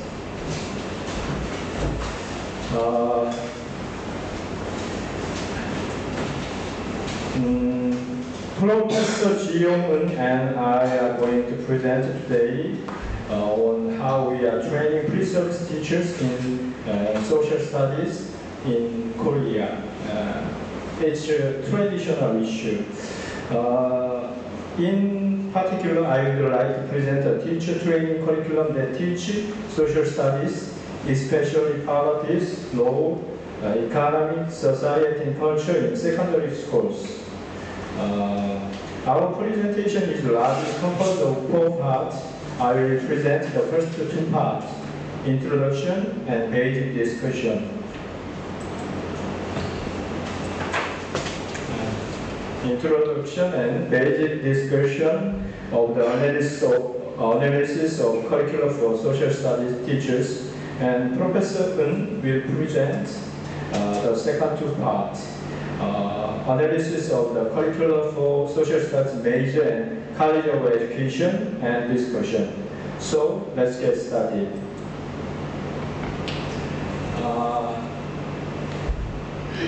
Introduction. Our research motivation.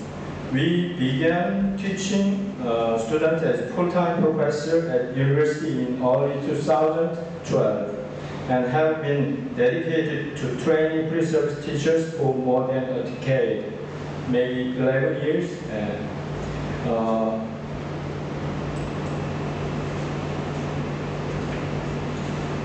it's a long time. And the characteristic of curriculum. The characteristic of curriculum of pre-service teachers majoring in social studies at Korea University in Korea University are basically similar, but a closer look reveals many differences.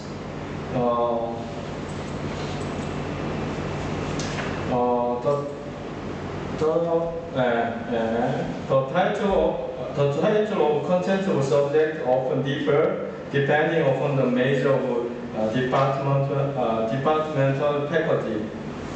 This indicates disagreement over the content and method across the university regarding the development of social studies expertise for secondary school teachers. There are the periodic formal evaluation of teacher training institution. The national authority are also interested in the education provided to pre-service teachers who would teach future generation in elementary and secondary school. Evaluation indicators remain difficult to develop, and difference remain as to whether the quality of the teacher training institution can be properly evaluated. Evaluation in one-time visit by external institution or a small number of experts is largely centered on quantitative indicators and appearance.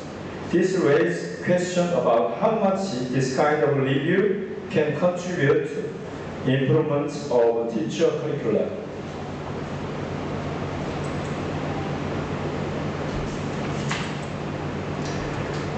Therefore, we will review the overall curriculum of social studies major teachers and secondary teacher training college of universities in Korea.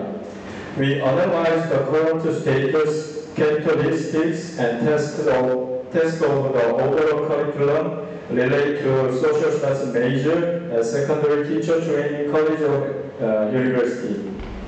We would like to find major implication for improving the curriculum of social studies major teachers across Korea.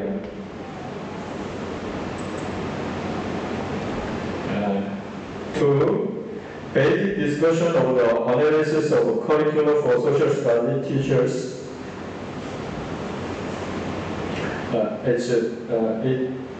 There are two parts. One is the previous studies of teacher curricula, and the other is current status of social studies teacher curricula at secondary teacher training universities. First, previous studies on teacher curricula.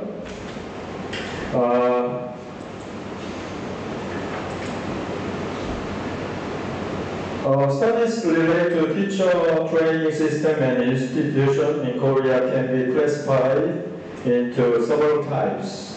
Studies have been conducted of the overall teacher training system and institution for all the subjects, and studies have focused on teacher training system and institution for each subject, such as social studies.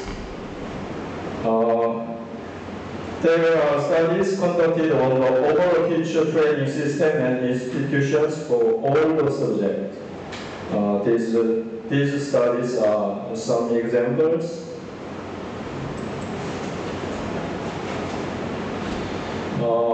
And social studies there are studies of the social studies teacher training system and curricula, which are the focus of this study. And these are example. These studies are some example. And there are studies specifically analyzing the teacher training curriculum. For example, legal curricula, economic curricula, and these are some examples.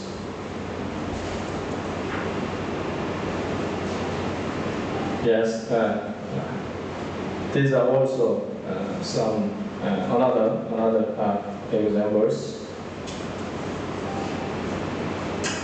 And there are some studies dealing with pre-service teachers' perception of teacher curriculum.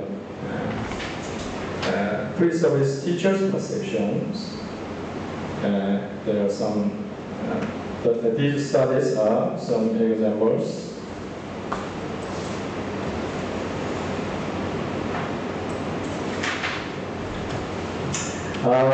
And this study examined the training system and curriculum for social studies teachers. So we observe the current status and characteristics of each university social studies teacher training program, categorizing it by university. And we also determine how members of each university perceive and evaluate to curriculum.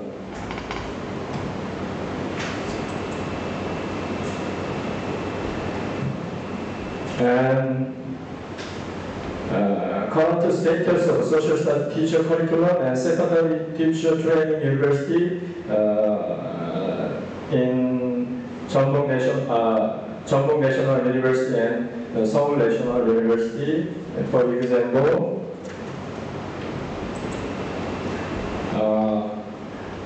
there are 16 universities. Public is 11, private is 5. So Jeonbuk University and Seoul National University are public university. They have education of college of education. And this is my university. Maybe 3 or 4 years ago, I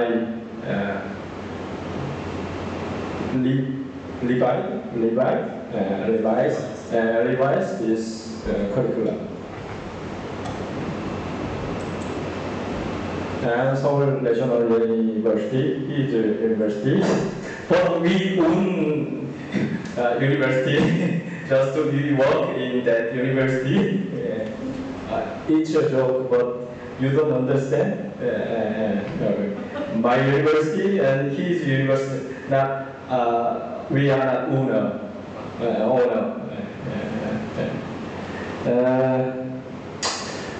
Yes, and then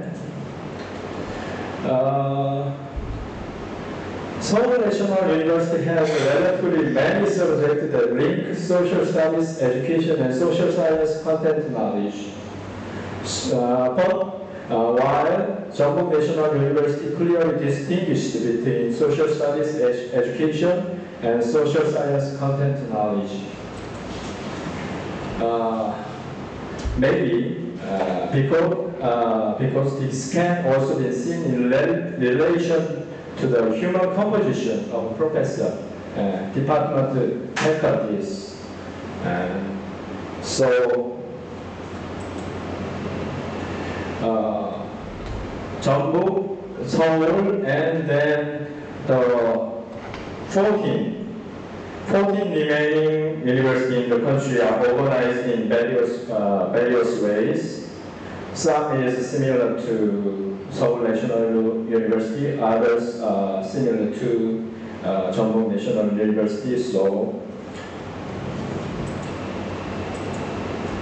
we will analyze the overall characteristics of the training curriculum for secondary social studies teachers, 16 university. So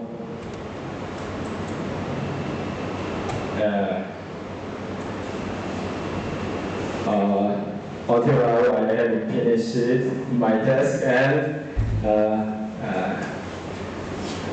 from now, Professor Ng will present.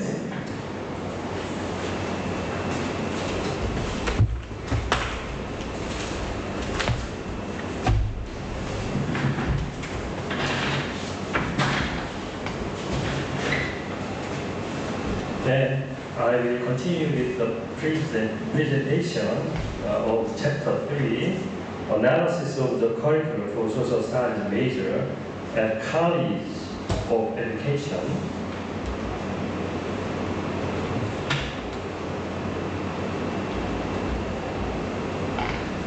To analyze the curriculum for the Social Studies major at colleges of education, it is necessary to consider criteria and methods for analysis. Here we extract the key elements of the analytical criteria based on the particular identity of social studies. First, it is to be noted that social studies is an important subject for educating students to be members of a democratic society. Next, it must be stated that social studies are based on geography, history, and social science, and inquiry methods for students' education. Therefore, one of the two pillars of social studies expertise that are required by resource teachers is the perception of the identity of the subject that is expertise in social studies education that can foster citizens with democratic values, attitudes, and the ability to resolve problems or issues. Another pillar is the expertise in social science that can understand the concepts, generalization, and principle of geography, history, and social science, and use methods of inquiry and teach.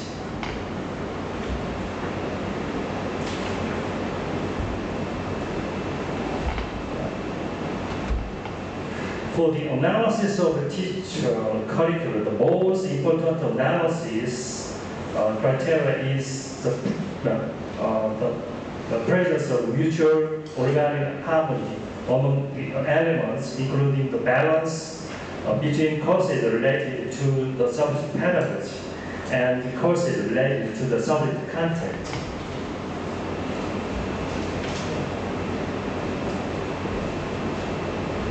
The study presents 4 analytic criteria and questions as seen in Table 3. First, balance and the harmony between subject pedagogy and subject content of courses. Second, appropriateness and linkage of subject pedagogy courses. Third, consistent with the subject identity of subject content course. Fourth, appropriateness of the scope and the level of subject content courses.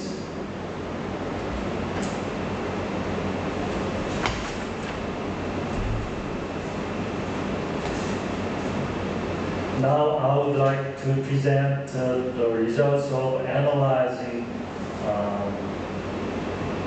the curriculum for social studies teachers.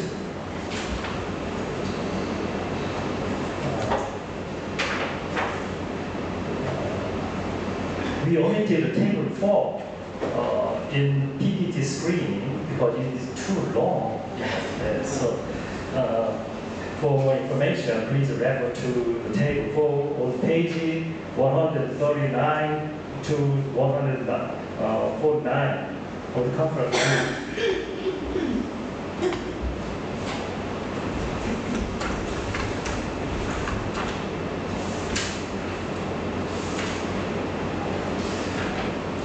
Busan National University curriculum shows a relatively well-established connection between subject pedagogy and subject content.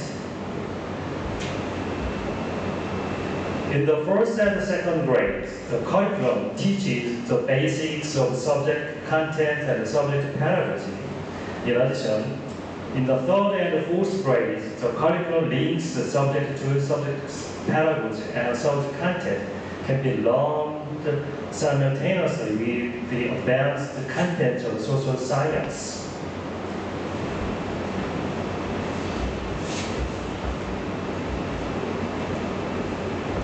The subject pedagogy and the subject content of Busan National University are linked to subject pedagogy courses based on detailed areas of social science contents such as economic education seminar and teaching strategies in law-related education. Moreover, they are connected with the subject content courses that reflect the perspective of social studies education, such as law and human rights, and social problems in civic education, and other courses feature pure subject content that address the advanced level content of the social science, such as international politics, political economy, and microeconomics. This characteristic is presumed to rest on the fact that the two professors are focused on the subject pedagogy, allowing a more in-depth link between the subject pedagogy and the subject content.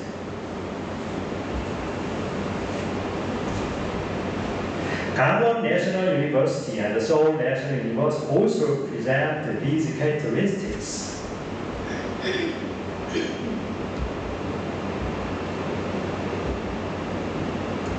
In the case of these universities, examples of courses in which subject pedagogy and content are linked as follows.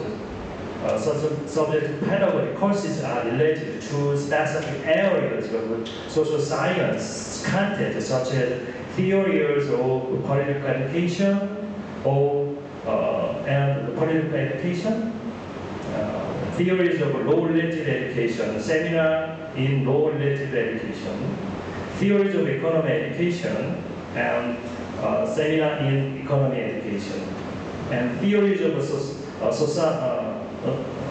socio-cultural education, seminar in socio-cultural education. The subject content courses reflect the perspectives of social studies education, which aim to foster democratic citizenship, such as political process and citizenship participation, democracy and citizenship education, and civic education and democracy, constitution and citizenship education, and civic education and constitutional law, and civic education and the social problems. We aim for that. The reason that the composition of these courses are that members of the department are mainly specialists in subject pedagogy.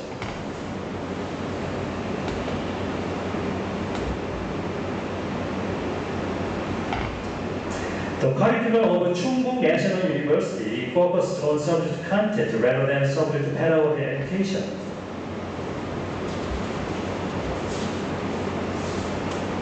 Courses linked to subject pedagogy exist only in subject pedagogy courses related to detailed social science areas, such as seminar in political education and seminar in economics education. In addition,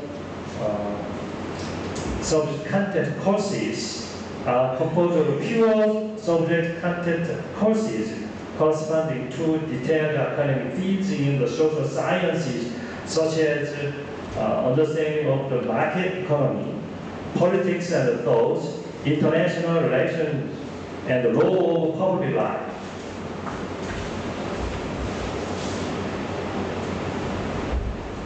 However, it is difficult to identify subject content courses related to subject pedagogy. This is typical of local universities, as the department members consist of one professor majoring in subject pedagogy and 3 professors majoring in subject content.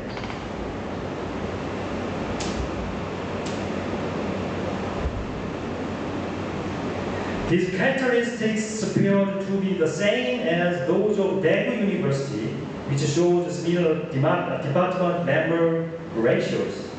However, relative to Chungu National University, Daegu University provides instruction in more subjects that link the subject pedagogy and subject content. Like this.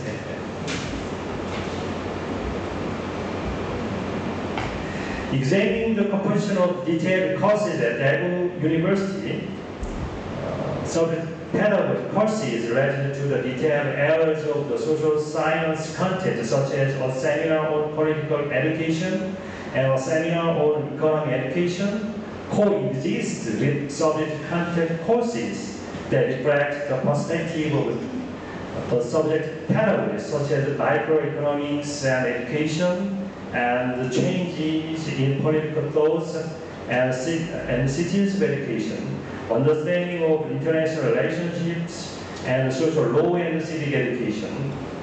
In addition, pure subject content courses such as political life and power and history of sociological theory exist at the same time. A comparative analysis of the composition of courses at Daegu and Chungu National University indicates that both universities share a common point in that the weight of subject content is higher than that of subject pedagogy. However, compared with Chungu National University, Daegu University displays a relatively high proportion of courses linked with subject pedagogy and content. These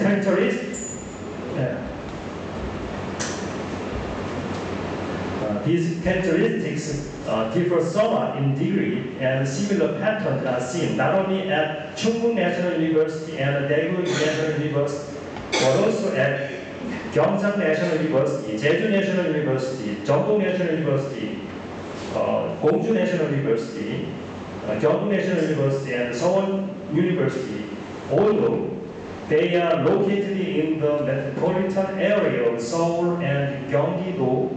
Ewha Women's University, Seongsin Women's University, and Inha University have similar characteristics. On the other hand, Korean National University of Education has multiple professors providing instruction in all specializations, so courses in curriculum education and curriculum content are provided in a wide variety relative to other universities. Finally, focusing on the subject content courses of the universities in Table 4, the results of relevance analysis as follows. Even pure subject content courses that lack a connection with subject pedagogy are determined to exhibit sufficient utility in terms of civic education if they contain advanced level of social science knowledge closely related to secondary social studies curriculum.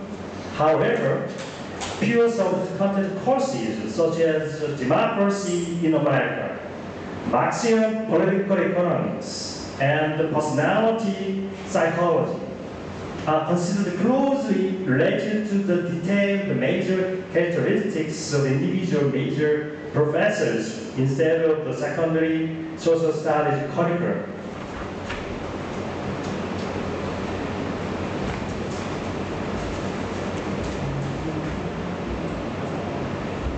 And now we'll move on to the last chapter 4 discussion. What is the best curriculum for nurturing future social studies teachers? As with other aspects of the practical studies, there is no correct answer for the pedagogy. However, taking into account that the social studies department is rooted in subject pedagogy for students of education, while using the content of social sciences, the balance of harmony between the two aspects should be the most important measure.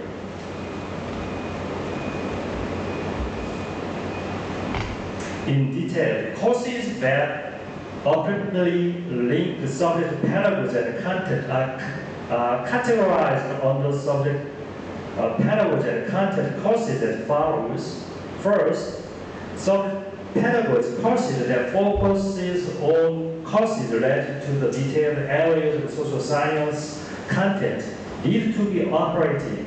Second, some content courses that highlight the courses that have acquired social science knowledge closely related to the secondary social studies curriculum need to be operated in compliance with the identity of social studies, which is the cultivation of democratic citizenship. Currently, 16 universities in Korea are training pre-service social studies teachers. These universities provide various courses according to the proportion of its department's own greater concentration on subject content. Overall, there are more universities with the latter characteristics than the former. In addition, some universities provide subject link to subject pedagogy and subject content in an effort to balance and harmonize subject pedagogy and subject content. While the results of these experimental approaches are not clear, it is necessary to improve the curriculum for social studies by sharing these experiments in changes across various contexts. Thank you for listening. Thank you for two presenters, two professors.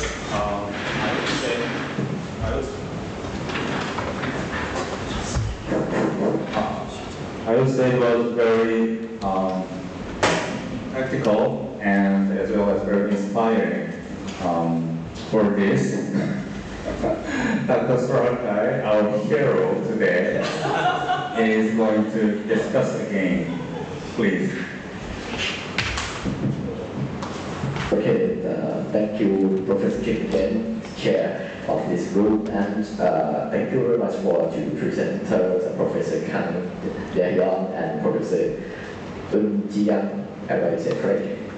Yes, it's very impressive for the fantastic presentation studies and very useful for especially me who is the social study teacher, and sometimes I teach in the faculty of education for my professors to train pre-service teacher and in-service teacher. And so I will share first my experience that I learned to be a social study teacher in Thailand, in Chulalongkorn University, and the oldest university in Thailand. This is totally different from the your study presented to us, because mostly I studied the pure social science and humanity subjects from others faculties, such as we studied content about history in the faculty of arts. We study politics from the faculty of the political science, yes, and we only study the pedagogy in our school. So, but we have very few subjects that link those contents and pedagogy courses together. But we don't have the distinguished kind of the democratic subjects to teach our pre-service teachers, just like you present the various kind of seminar in democratic and ethics or economics and democracy and something like law and democracy and something like that. We don't have that kind of subject in Thailand, as many universities that provided teacher education don't have something typically democracy education like Korea and Japan. So that is broaden my knowledge of typically knowledge about the curriculum. So it is very fantastic to use to teach our pre-service teacher about the curriculum, social studies curriculum, that's how Korean train their citizen to be a teacher to teach the democratic system to their citizens, to their kids, something like that. That's why we can see I can say the distinct, typically real evidence in Thailand that our democratic rate is very low. But look at the history of Korea, the rapid change during the history that now we can say that a fully democratic system in Korea rather than Thailand. But Thailand is still, I don't know what we can even call our political system right now to our system. But I'm very impressed that so very thank you to present here. That's so very useful to Thai teacher, especially social studies teacher in Thailand and faculty of education in Thailand. Actually, we can instantly use your study to teach our students.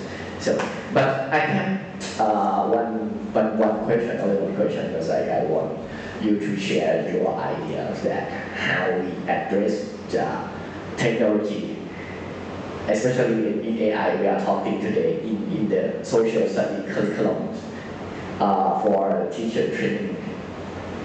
From your opinion, from your point of view, how can we address override our current curriculum to teach our pre-service teacher about AI issue? Thank you very much.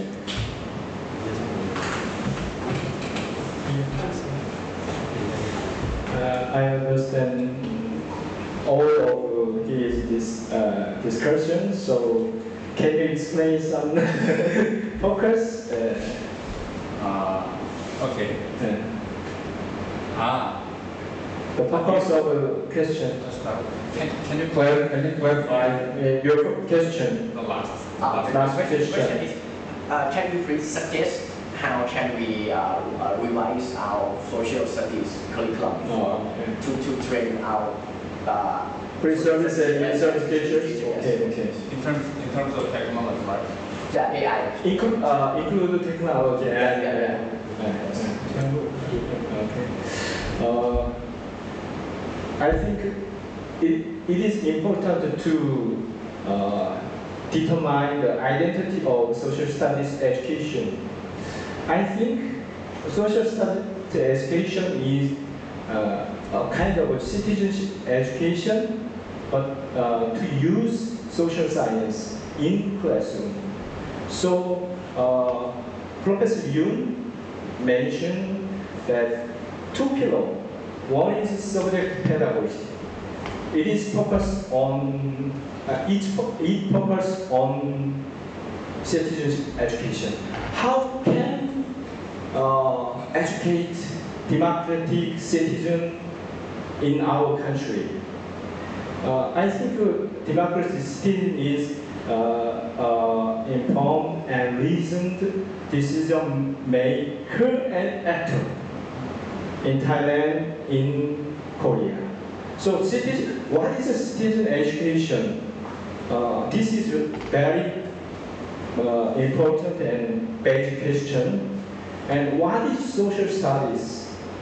And then the connection to subject contents, subject pedagogy, focus on citizenship education and subject content such as political science and economics and maybe answer some technology and AI, big data, etc. So I think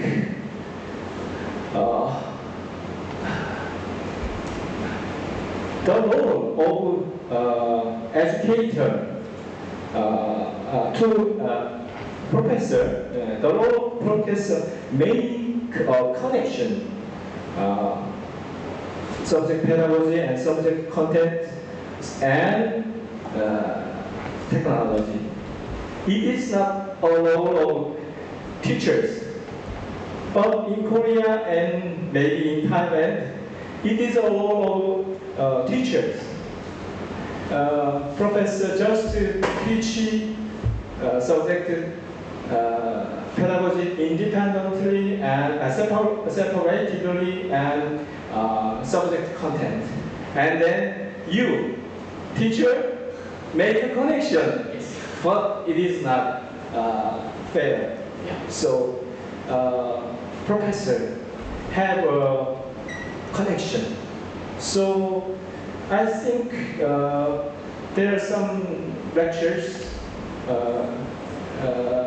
focus on connection of subject pedagogy and subject content.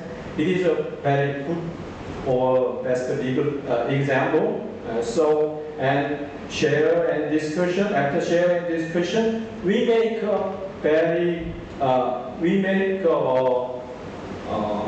a variety of connections. So it is a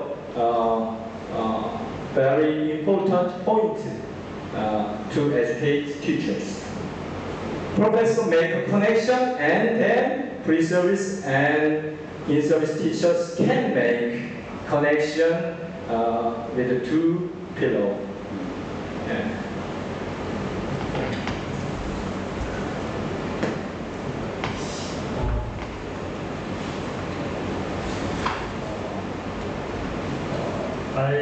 I would like to take one example.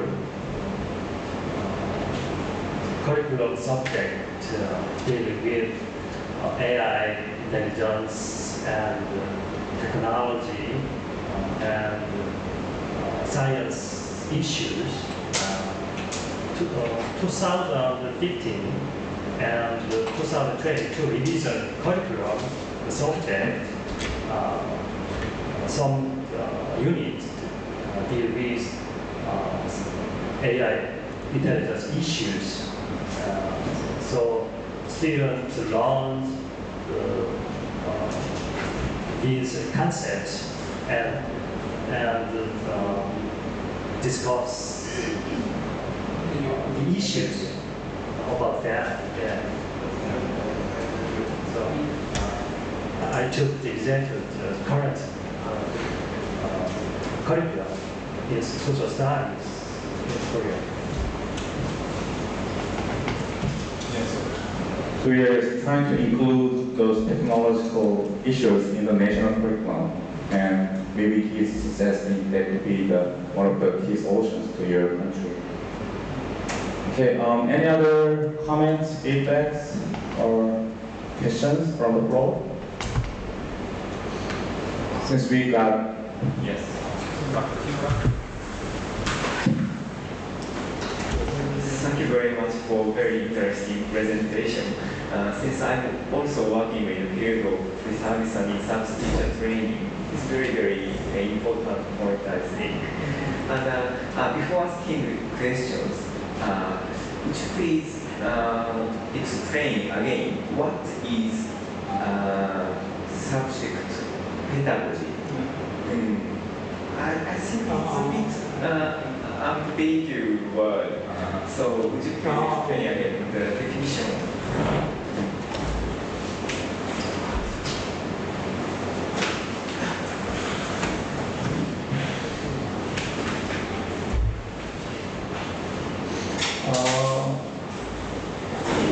Maybe I think it is similar to Japan because there are some period that Japan ruled our country.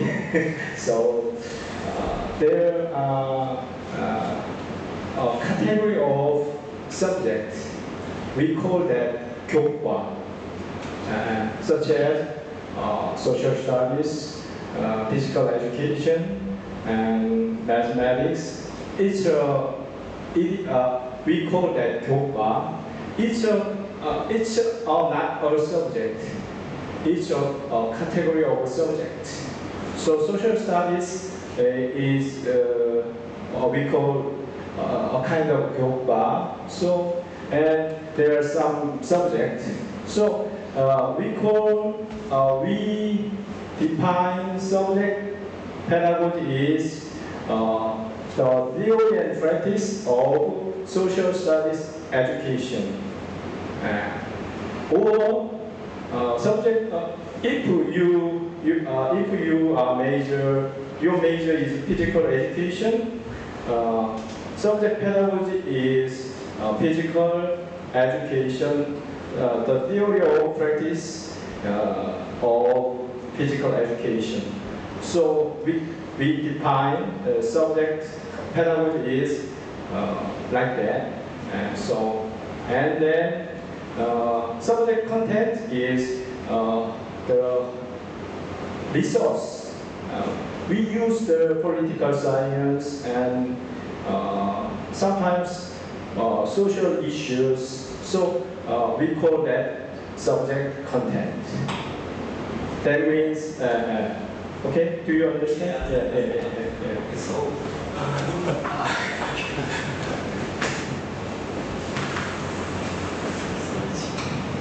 thank you so much for your explanations. I understand the situation. And in Japan, the situation is similar, I think, because some subjects taught in university is mainly focused on subject content. And in Japan, the subject, the university subject or classes, which is focusing on the subject content, sometimes taught by the professor or university teachers whose major is not necessarily in education. So it's in a sense very natural that such professor cannot make the connection between content and pedagogy. So you at the end of the presentation taught us that it's not fair for school teachers to ask to connect. Sorry for my poor English. So my idea is sometimes a discussion on how we can make connection between content pedagogy and subject content and subject pedagogy through discussion with teachers and also university researchers. How do you think about this idea?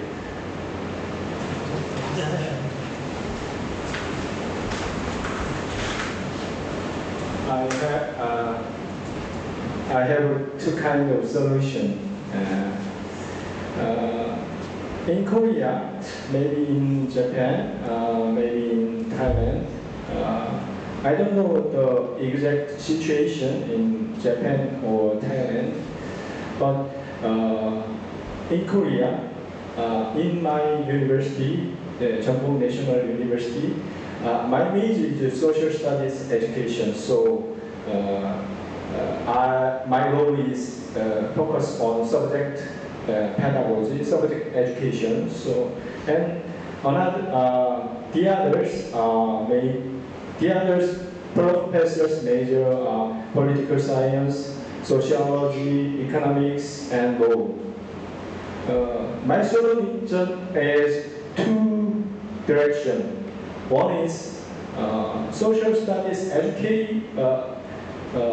professor. His major is social studies education. I think they must learn some social science, law, and then they have some idea of law education, law-related education. It's one direction. And another direction is social science. Their major is social science. It is important because they work in educational college. So they must, but they don't. They don't. But I would like to, they learn to. His major is economics. I want they learn to economic education because they educate economic teachers. So there's two solutions. And then in my experience, some professors are interested in economic education or law education. There's two directions, and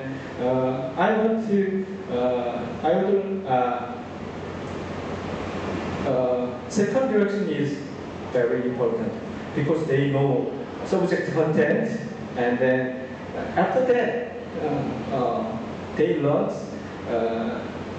After they learn subject pedagogy or education, so it is easier than such as I my major is social studies education. Second is more easier. Yeah. Do you have anything to add? In my case, I major in the social and cultural education. So I tried to connect sociology and anthropology to educational application. Taking one example, the reverse case, some professor major in content, for example, such as sociology theories or cultural sociology. He had in-depth knowledge in that field, but he is interested in educational application, so he wants to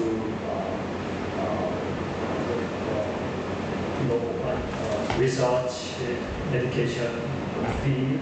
So he and I research, and so I learned the in-depth sociology, and he learned education application.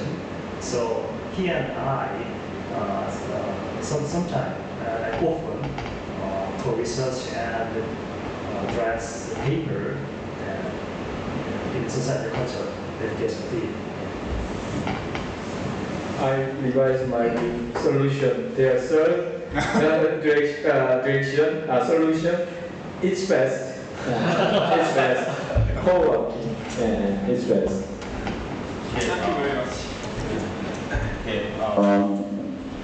The second solution you suggested reminds me of the idea that we may need to educate those content experts to become teacher educator. Don't know how, but because asking them to be a teacher educator, authentic teacher educator, they might think it's too harsh to accept. They might be expecting to become a real teacher educator to help. They may need some help from us. Yeah, that was all of my thoughts. Any other questions? Because we have some time left.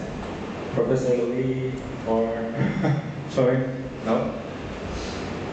Which is the comment, well, my university was mentioned as not an ideal example because it separates content, but it's indeed a very important insights, right? Yes, ideally, it will be the best, to find some ways to better integrate, what to teach and how to teach in courses. So again, there's another responsibilities. I feel like when we have a chance to revise the teacher education curriculums, maybe such an analytic result will be a very good reference to study and take insights. And I also believe that, yes, instead of outside organizations like Department of Ministry of Education, do some, for us, superficial level of evaluation, it's better, to start from us, to reflect and compare each other's curriculum and make things better. So thank you. Can I ask you just a quick one more question? Do you have, I think you know the answer but didn't write. What made the difference between what made the difference in this research result? Some universities are desirable, some universities are not. If you know the answer, that can be very helpful for the other universities to revise their curriculum. So that would be my last question.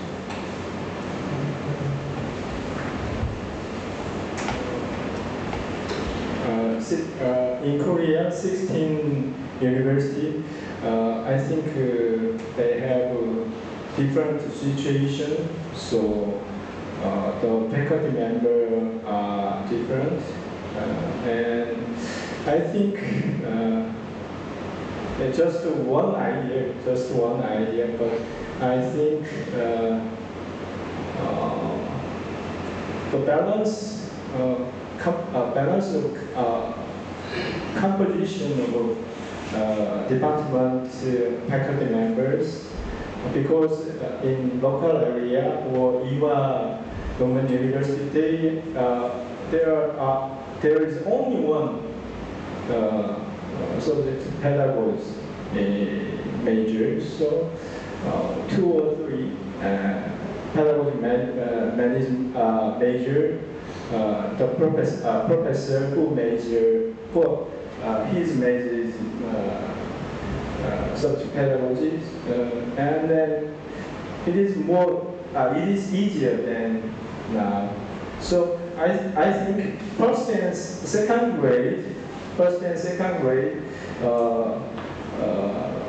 research teachers learn subject pedagogy and subject content separately, and then third grade or fourth grade, and then I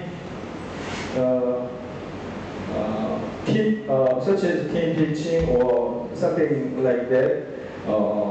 There are some connection lecture which connect subject pedagogy and subject knowledge, subject content, such as law-related education. I think the contents of lecture, 2 kind of content. One is the theory of law-related education, and the other the practice of law-related education, such as criminal law. Professor Choi present, but teacher make that class plan. But I think in lecture, Professor Guy and then research teachers have an opportunity to make that kind of plan and practice. You don't have to, but okay, that concludes the last presentations and discussions. Can we give them a big applause, please? I think we can wrap it up here. We had a very inspiring and helpful discussion so far. Just so you know, we have another session left, right, at the second floor. So we can together go down to the second floor for the last session. Okay, thank you very much and hope to see you at the second floor. Thank you.